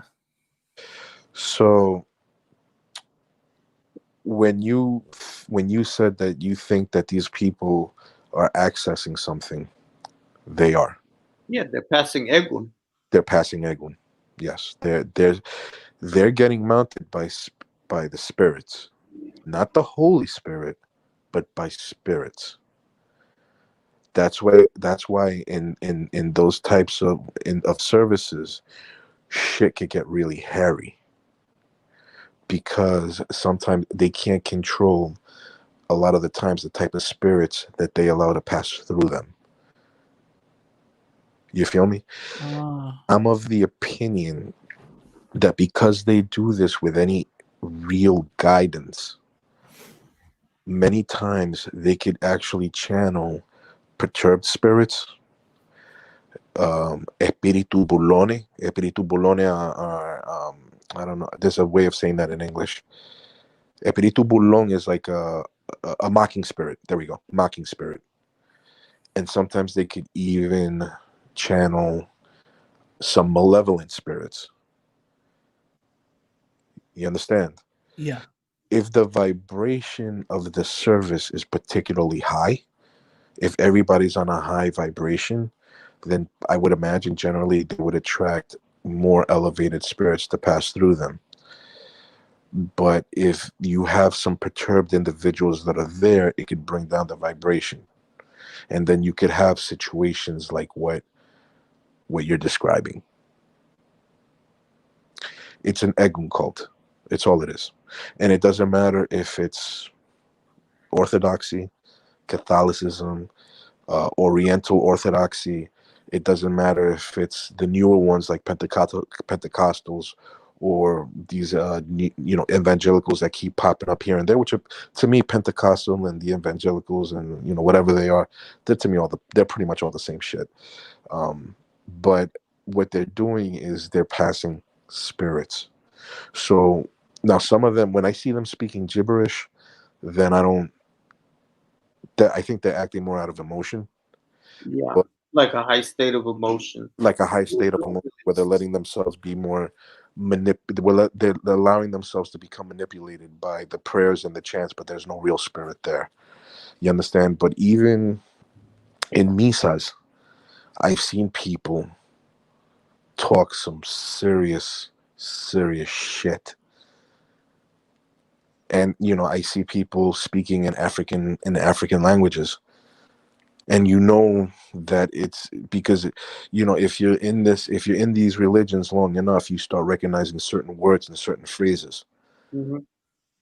But when they say it, they don't have the Spanish accent. They say it like if they were a native speaker. You understand what I'm saying?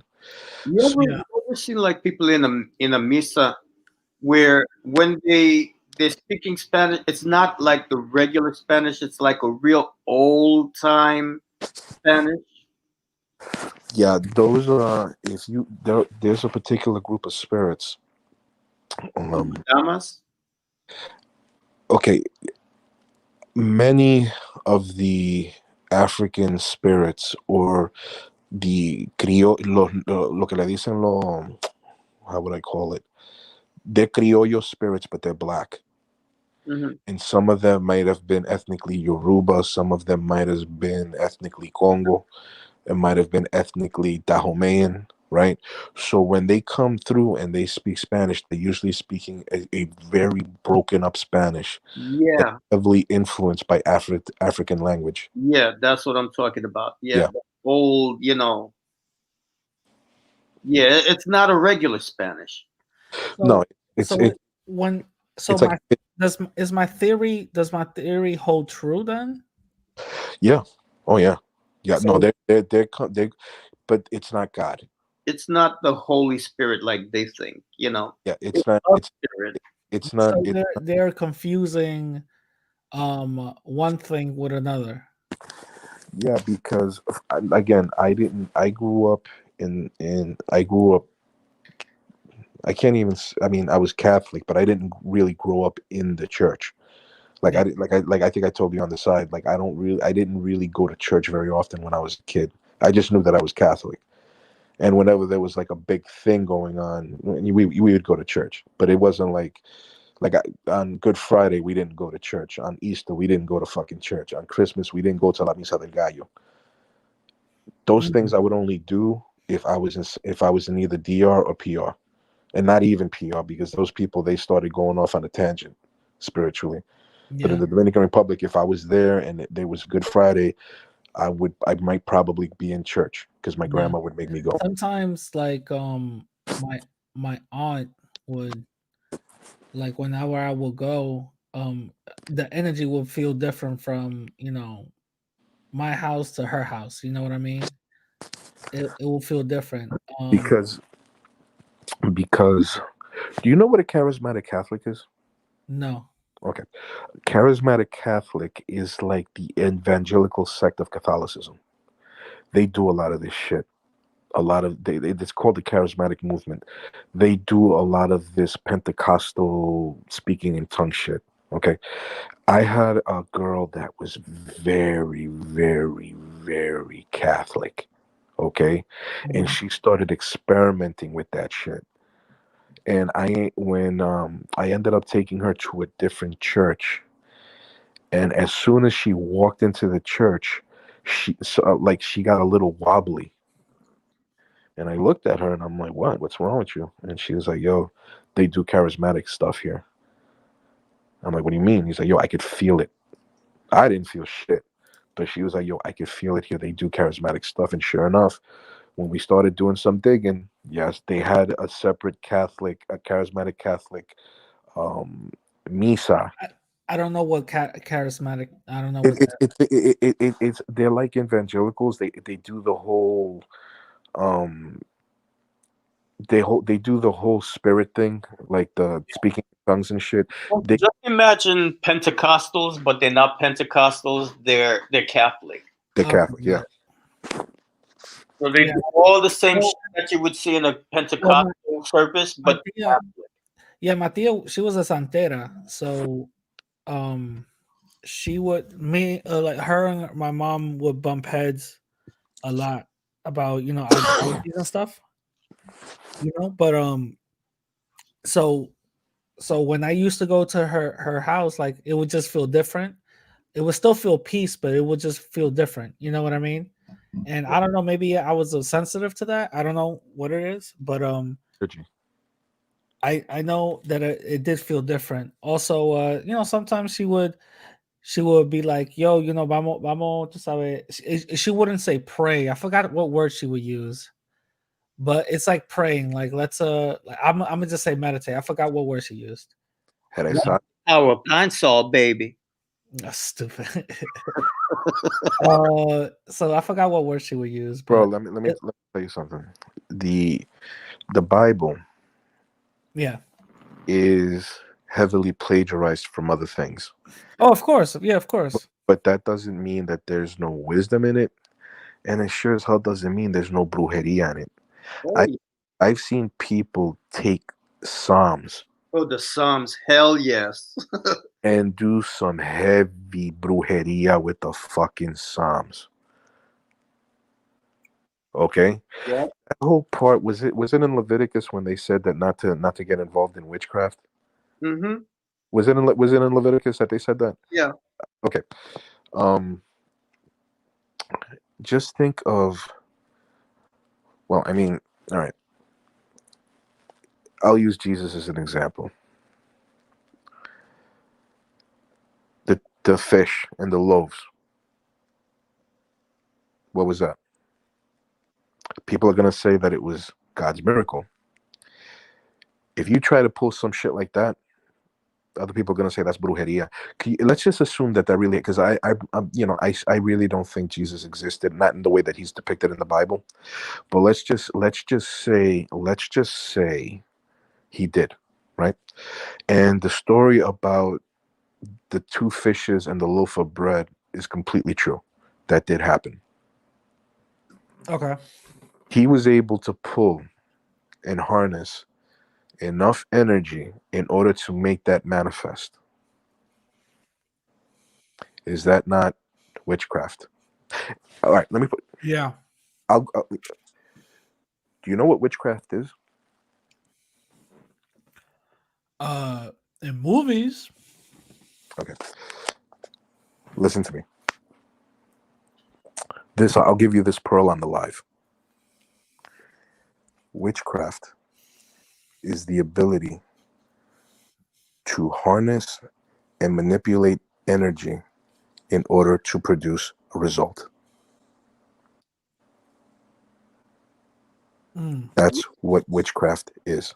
Pretty much. Yep.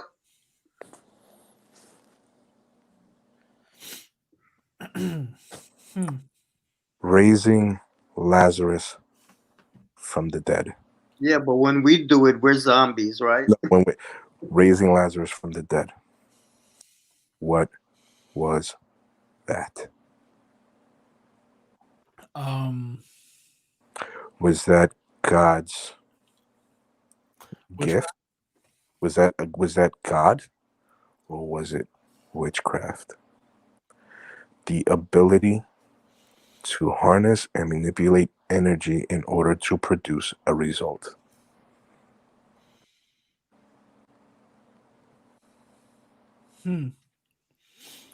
Meditate on that one.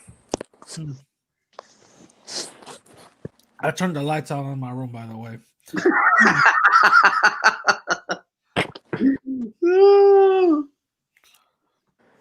But I mean,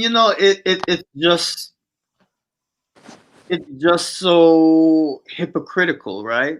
It is very hypocritical. Because all of the things that they'll criticize us for, they do it too.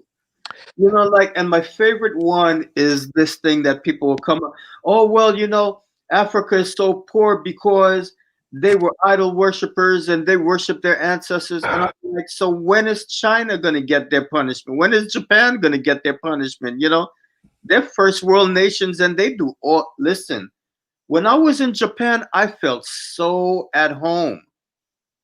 I felt so at home. I was where was I? In Osaka. They got little Egun shrines on every corner, literally on every corner of every street. They got a little Egun shrine. Yeah, Shinto. Yeah, everywhere you go in Japan. Like, as a matter of fact, when I was there, it was the Egun Festival. Mm-hmm. I was there during the Egun Festival. Listen, I felt so at home. I could go, with my little egua, like I do my little stuff to El Egua on Mondays, and then I could take, like the offering, after 3 days, you take it out. And I didn't have to worry about anybody giving me funny looks or nothing, like, dude, it was wonderful, I mean, so when are they going to get their punishment? Because they're doing the same damn thing that we're doing in Africa. So how come God ain't punishing them? It's I actually had a conversation once with an Afro-Colombian. He wasn't a kid. I would say a kid, but he was just a young man. Mm-hmm. Couldn't have been older than 20, 21 years old. and I actually ran into him outside of a Bembe. Hmm. And he was just getting started on his journey with Orisha and stuff like that. And he grew up as an evangelical Christian in Yeah. Colombia.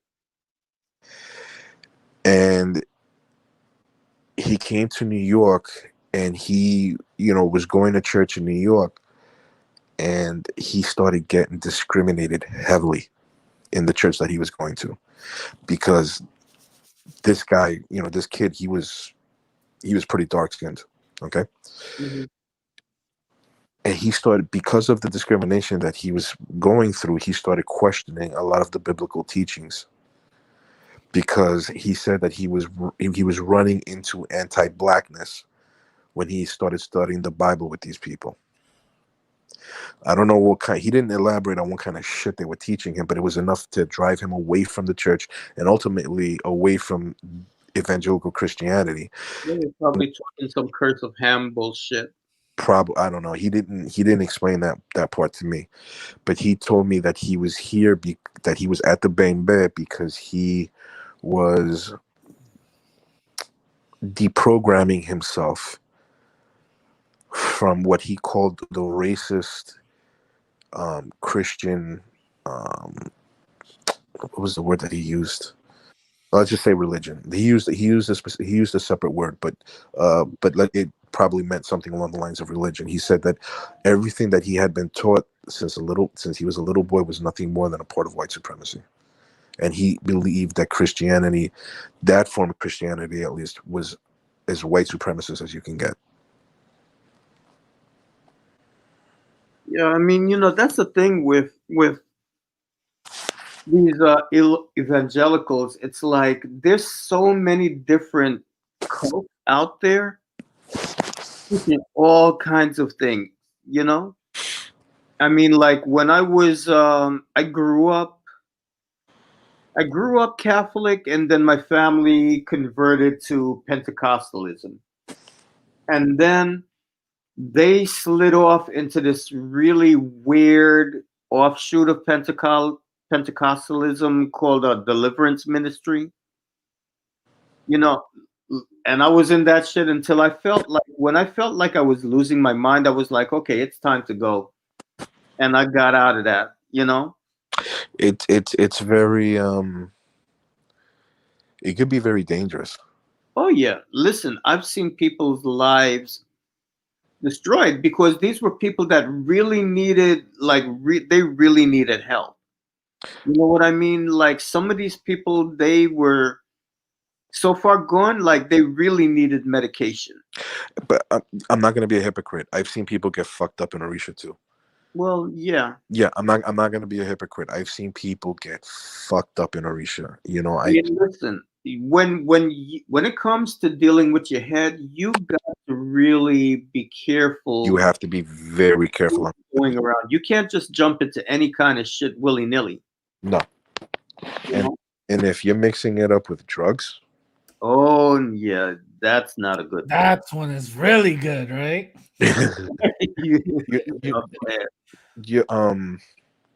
I actually, a very long time ago, I got into an internet beef with Willie Colon over this. You know who Willie Colon is? Salsero. Salsero, right? He was the guy. Him and Hector Lavoe. Wow, that's for a fact.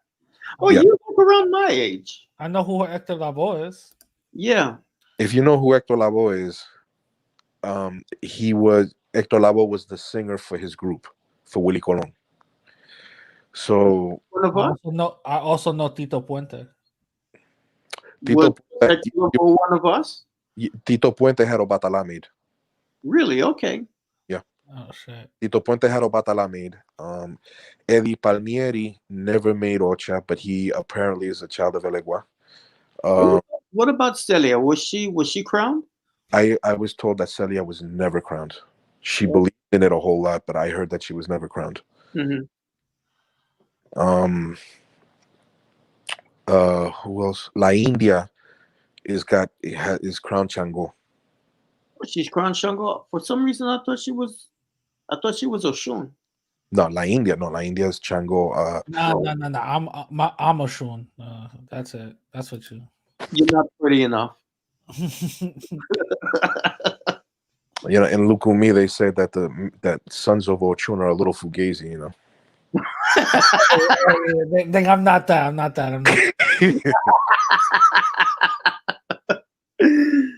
Yo, your milkshake brings all the boys to the yard. I don't know what that means, but it looks like I just put my foot in my mouth. I'm not that. Whatever that is. Nope.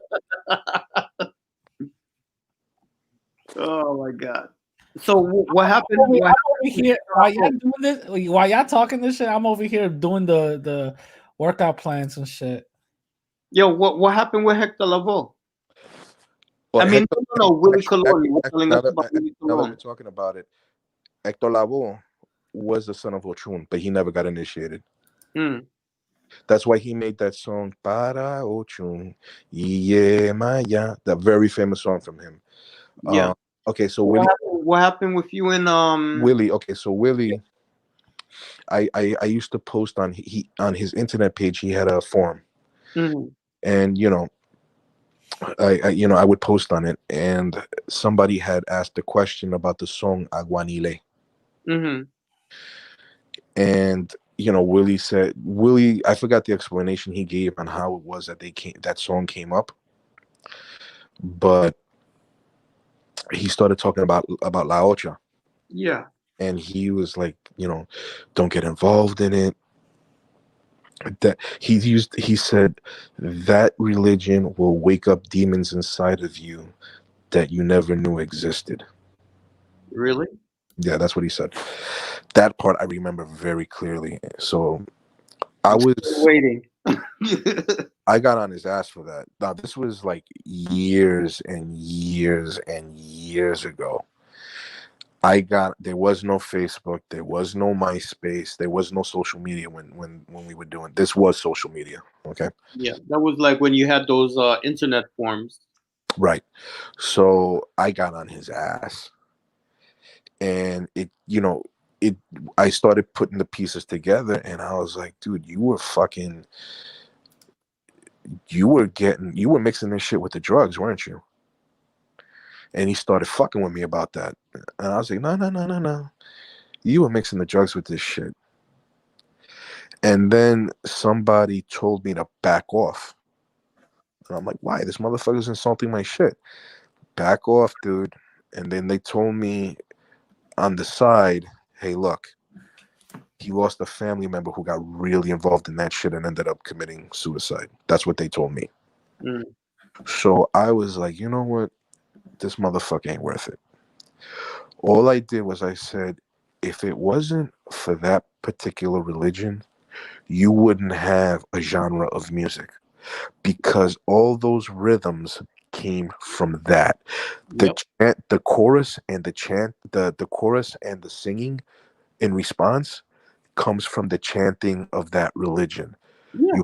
You do the call, people repeat the call, and then you improvise. So when you start singing for Legua, for example, and you go Ibao Ibaoricha Alaroye Mofori Bale, the crowd, the chorus comes in Ibao Ibaoricha, and then the singer goes, or the gallo or the apong will go Alaroye Mofori Bale, and you have to have enough knowledge of what you're saying to keep improvising, so the vibe keeps elevating. So you start including like the different caminos that are like alaguana mofori bale ibao ibaoricha echulado ye mofori bale ibao ibaoricha. You understand what I'm saying? Aguanile mai aguanile mai. Yeah, I do the same thing when I do patty cake too. So I gotta, the numbers. Yeah, but that whole chorus, the call and the response, comes from the religion. Yeah. I mean, all of that stuff, mambo, all of that stuff, it all came out of the religion. The religion was like ground zero. That all of these secular forms of music, just like with with American like R&B and all of that stuff came out of gospel. Like, all of that Afro-Cuban stuff came out of, Dude. Okay, go ahead. That's where it came. All those rhythms, all of that stuff, it came out of Lukumi. All that shit that they do in the black churches comes directly from from the ancestors, and they don't even recognize it. Well, that's the thing, right? They don't realize it. They don't realize it. And when you try to enlighten them, I tried for a while. Southern African Americans could be some of the most hard-headed people when it comes to religion. Oh, yeah. They are so enamored with Christianity. Die hard. Die hard. Die fucking hard. And they won't listen to you. Like, I remember one lady telling me that Buddha was the devil. Mm-hmm. I'm like, what do you mean Buddha? Buddha's his own thing, man. No. The devil put that here to test us. Rad might know about this shit. Rad might have experienced some shit like that. Rad, you were talking about that shit. You got the Rad fall out? Hey, Jiggly. What? What? What were you eating? Stop feeding your face. No. I'm. Somebody just sent me something. Apparently, Antonio had a live stream today. Oh, really? Oh, wonderful. Yeah, fuck him. And, So, and they just sent it to me. So I'm like, okay, cool. Yeah, fuck him. So, what were we talking about? The whole call and response? Yeah. Oh, in the African churches. Okay, so the Buddha, the ladies tell me that the different religions were put here by the devil to test us and to make us go the wrong way. And I'm like, lady, Yeah, I heard the same. I heard the same thing. I think it was my Bible teacher. I asked her. I said,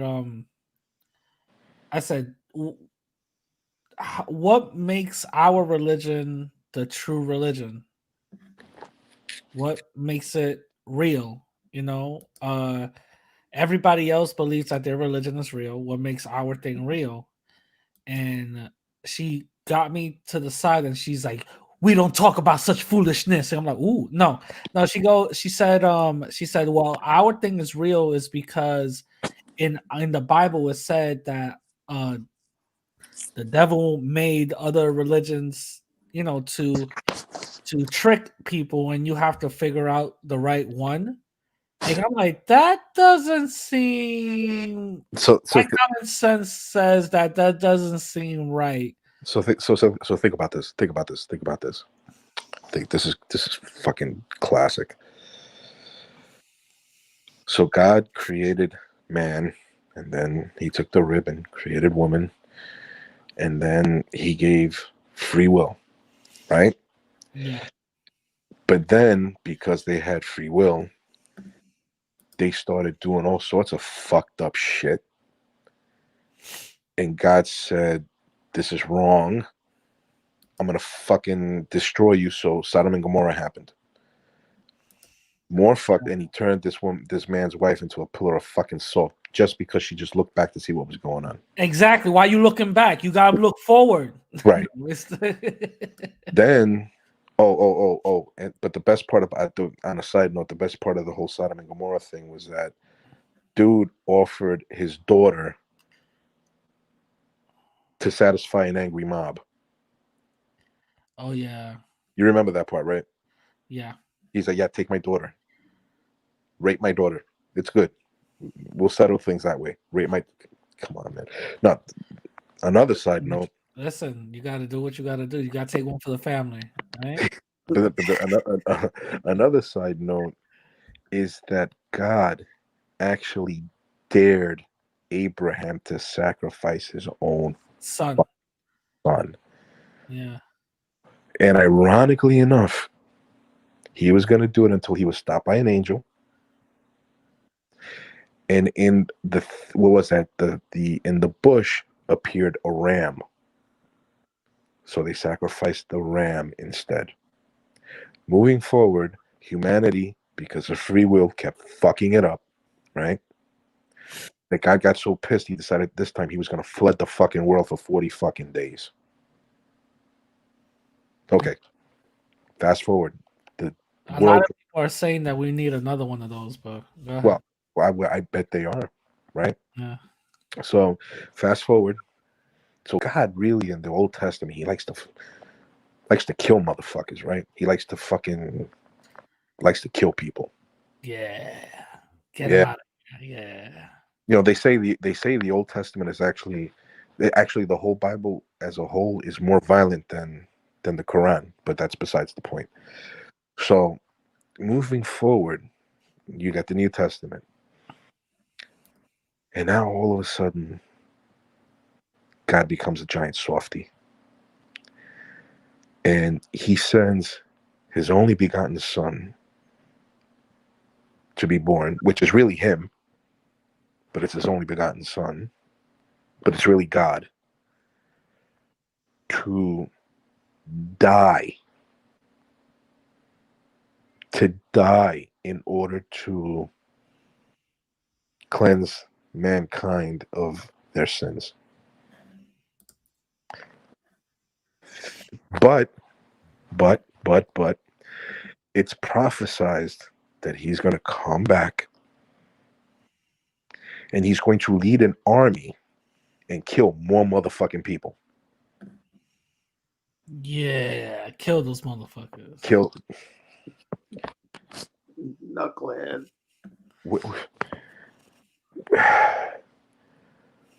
This used to be somebody's baby once. This used to be somebody's baby once.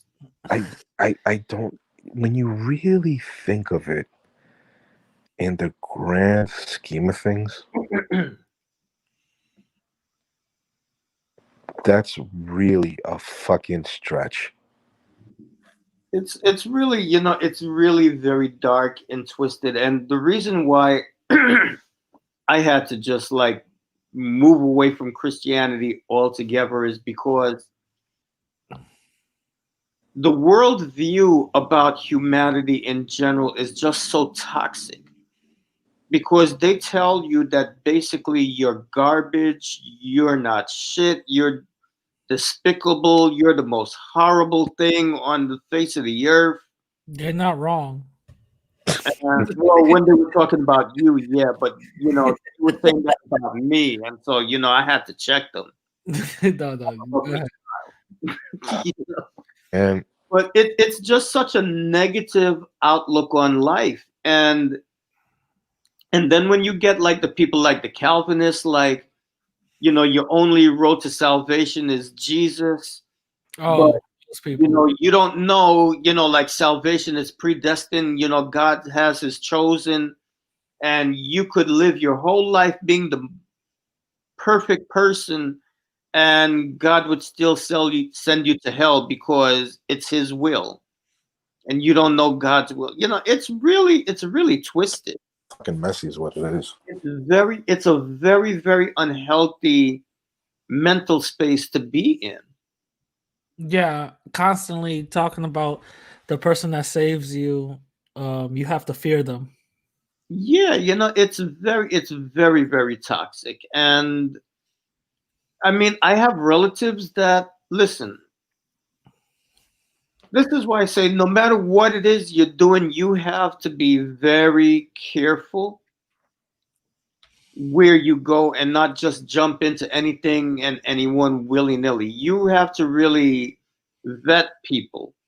When you get into these any kind of religion, any kind of social group, you got to vet them, because just because somebody's in a particular religion does not mean that they're ethical. And that even goes for our own traditions. It's like, please, there's sharks in the water everywhere. So you gotta keep your eyes wide open. Don't just like, oh, and this is how people got messed up with the Catholic Church. Oh, he's a priest. You put these people on pedestals like they're elevated. No, they're still human beings, and they got shit to work out. Well, the Catholics went wrong with the celibacy thing. Yeah, you got a lot of free because I mean, when you don't allow your natural sexual energies to express itself, energy has to express itself. It's got to come out somewhere. It's not even that. Sexual That's what they drive. said in band camp. Sexual drive is exactly that. It's a drive. It's an organic drive. It's an instinct. Yeah. Okay. You can't sit there and try to. I've had this argument with so many fucking people. I actually got into an argument with a guy who I didn't realize that his fucking son was a priest. Oh my god. I called them fucking child molesters, and I felt so bad. Listen, if you can't say that same thing to the people that you're talking about in their face, then don't say it at all, right? So who cares? No, I said that I was like, they're fucking they're having gay fucking orgies around the corner from the Vatican, motherfucker. How do you feel about that? Well, my son never told me anything about that. I'm like, why would he? That's not exactly a topic for a discussion around Thanksgiving dinner, I'm like, well, what do you mean? He's like, oh, my son is a Roman Catholic priest in Miami. And in fact, he's on his way here now to come and see me. And I met the son. And I had the fucking balls to say, sir, can you bless me?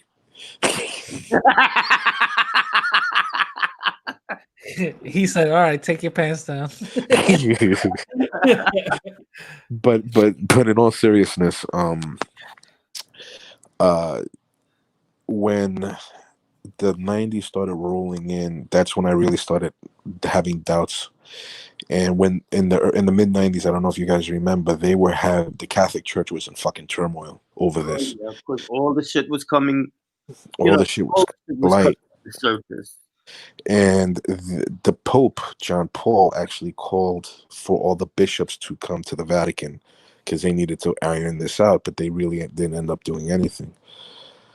Celibacy, there are times where if you're going to perform a spiritual rite, you must remain celibate for a couple of days, maybe a week. Yeah. You understand? Because you have to purify yourself in order to officiate.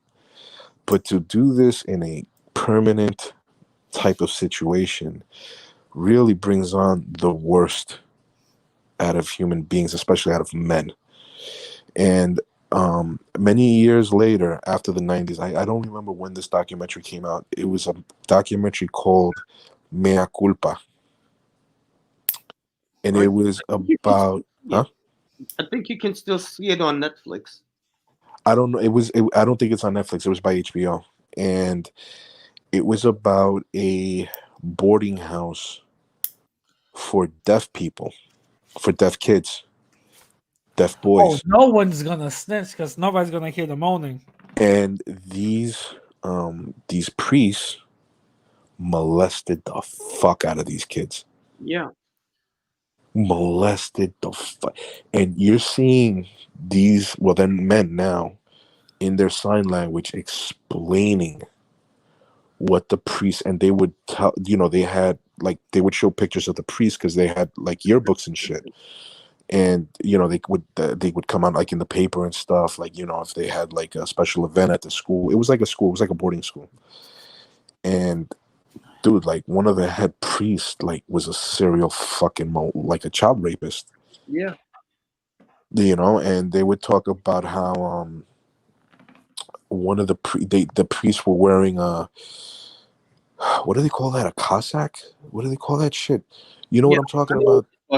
Yeah. The black. It's like a black thing, but it looks like a dress. Yeah, the robe. A robe, yeah. Right, but it's not really a robe. It's closed in the front. It's got all the buttons going down, and then towards the waist it flares out and it looks like a skirt. Yeah, I know what you're talking about. Well, the one of the kids was misbehaving. So the priest, who was a teacher, took the child and put him over his lap and started spanking the kid. And in the middle of the class, he took his free hand that was holding him on his lap, and he fucking did a reach around on the kid. Wow. Hey, yo. Like, but not a reach around to his butt, because his butt was exposed. A reach around to his balls. And the kid was saying, the man now, that he was like starting to cup his balls and fondle his balls in front of everybody. And he just kept smacking his ass, like hitting him. Like he said, he was really, like, he was going off on him. Like, but he said the fucking thing was that he started feeling the priest's erection through the Cossack, the rope. Hey, yo. And the priest kept going until Because he was getting off. he kept going until he ejaculated. Wow. In class. What? That's some crazy shit. So, but the priest didn't touch himself, but he was touching the kid. Yeah, Or maybe he was touching himself. I don't know. But he like, when the guy was explaining, like, yo, he was cupping my balls and he was fondling me, right? That's what the guy said, and that what he just kept spanking him and spanking him and spanking him. First of all, what a way to keep all the other kids in line. Misbehave, or I'll molest you. Jesus Christ, are you serious? Dude, it was one of the, to see these handicapped men. I mean, deaf is handicapped, right? Yeah. To see these handicapped men in silence expressing this with their hands. Imagine if they were blind. I wonder what they would have probably said. Oh, they probably did. Like, listen, these kind of people, they look for people who are vulnerable. So blind kids, handicapped kids, emotionally, disturbed kids, orphans, anybody who is vulnerable and doesn't have protection, it's like that's who they go for. Well, in another documentary about this shit, they would tell the kids that their parents hated them. Yeah. And that the only ones that they could rely on are the priests. What? Dude, yeah, they would tell the kids, like the altar boys, yeah, that their parents really hated them, and that they're the only person that they can confide in are the priests. Wow. And like, let me get my shit straight before I say it. There was something going on in the confessionals. Yeah. I remember that they were talking about some funny business was going on in the confessionals. And when they were doing the confession, they're in the booth. Mm-hmm. Yeah. And I remember that one guy, but I can't really say the specifics because I don't remember, but they were saying something like there was like funny business going on in the confessionals and stuff. And dude, it's so horrendous. But this is my thing. If celibacy has to be your whole thing, right? If this is, celibacy, your whole thing, and you're breaking that, obviously, and not only breaking that, but you're having gay sex, isn't that worse? But the thing about it is, like, logic has nothing to do with this. It's like they've drank the Kool-Aid so much.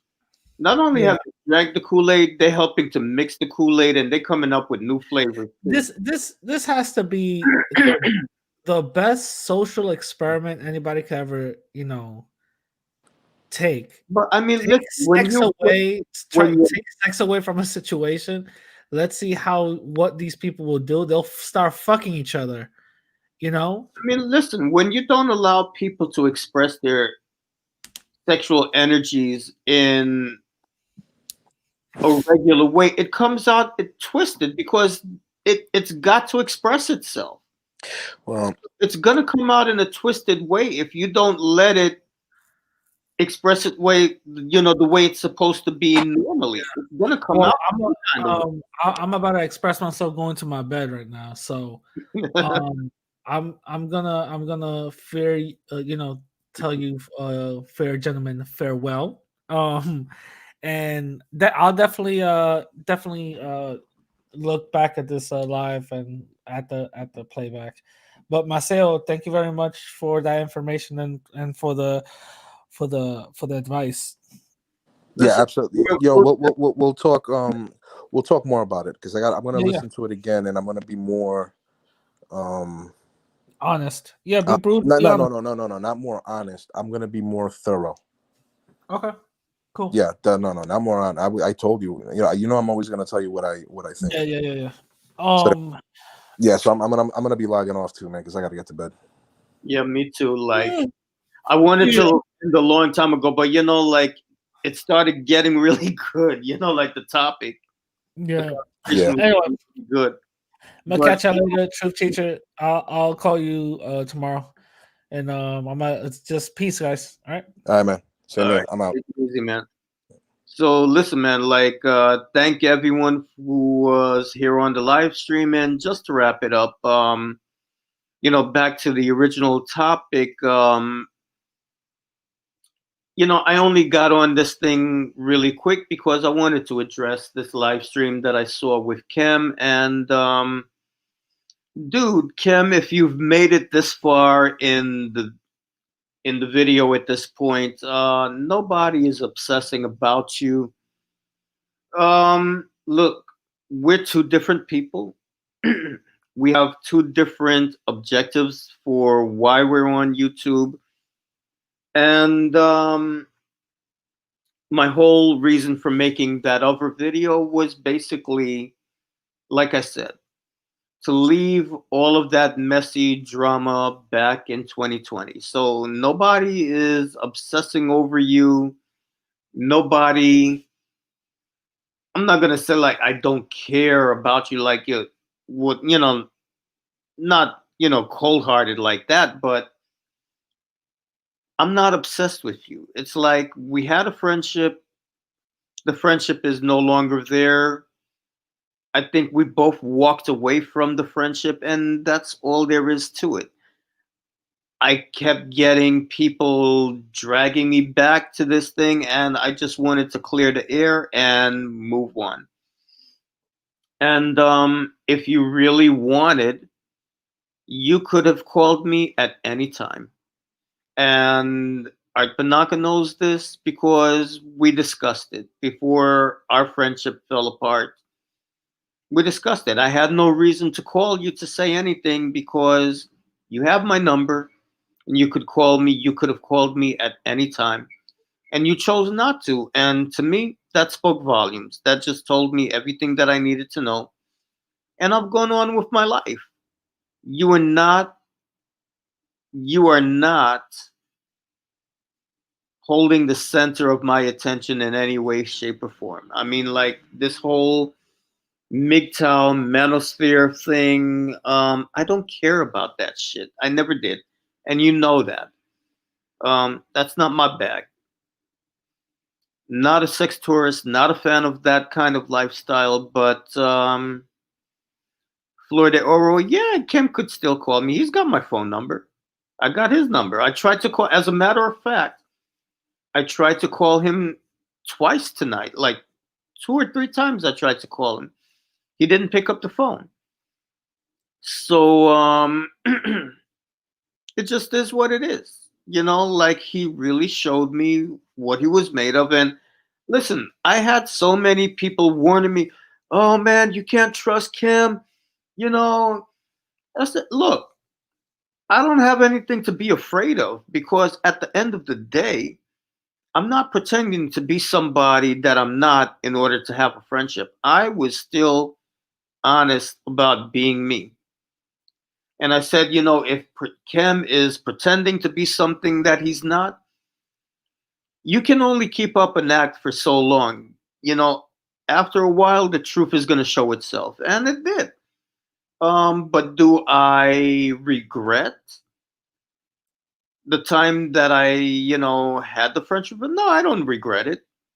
And, like a lot of people can't understand that. But, look, at the end of the day, I can say that I tried to have a respectful relationship with someone who I had very different views with, you know? And that's never a bad thing. So I have no regrets. But at the end of the day, like I said,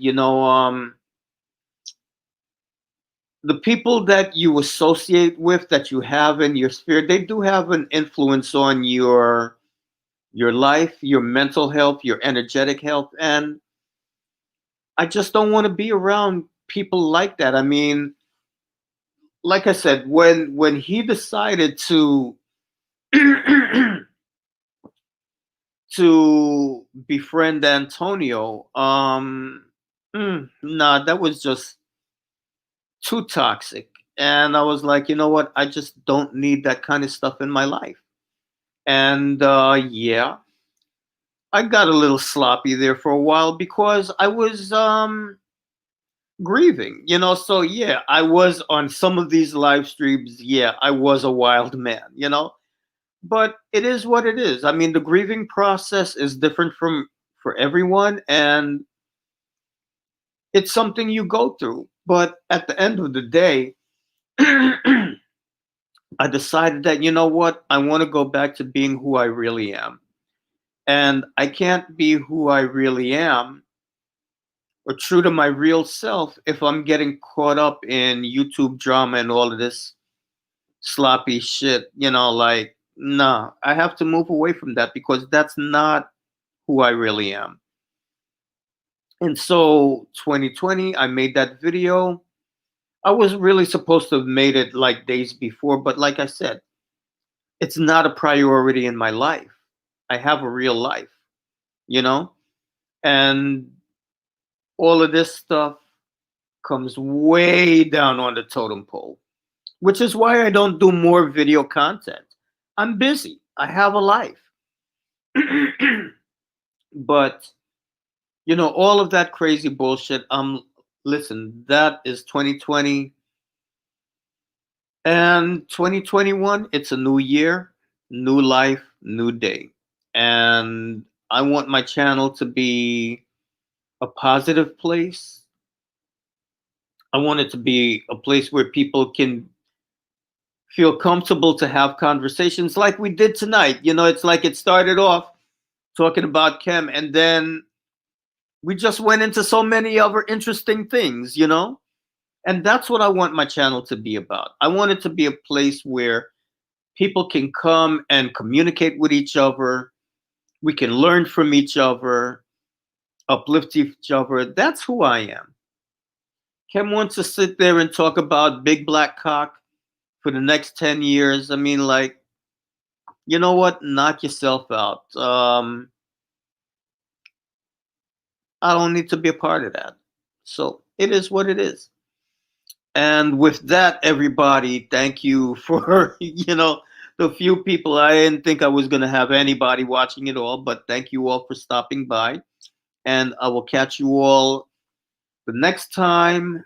And we'll have another interesting topic to discuss. All right, everybody, peace. And have yourselves a great day. Bye-bye. Yeah, Flor de Oro, where I'm definitely gonna do like a few videos just discussing, like the whole religion thing. But peace out, man. It's always good to see you there, okay? You have a good day. Peace out.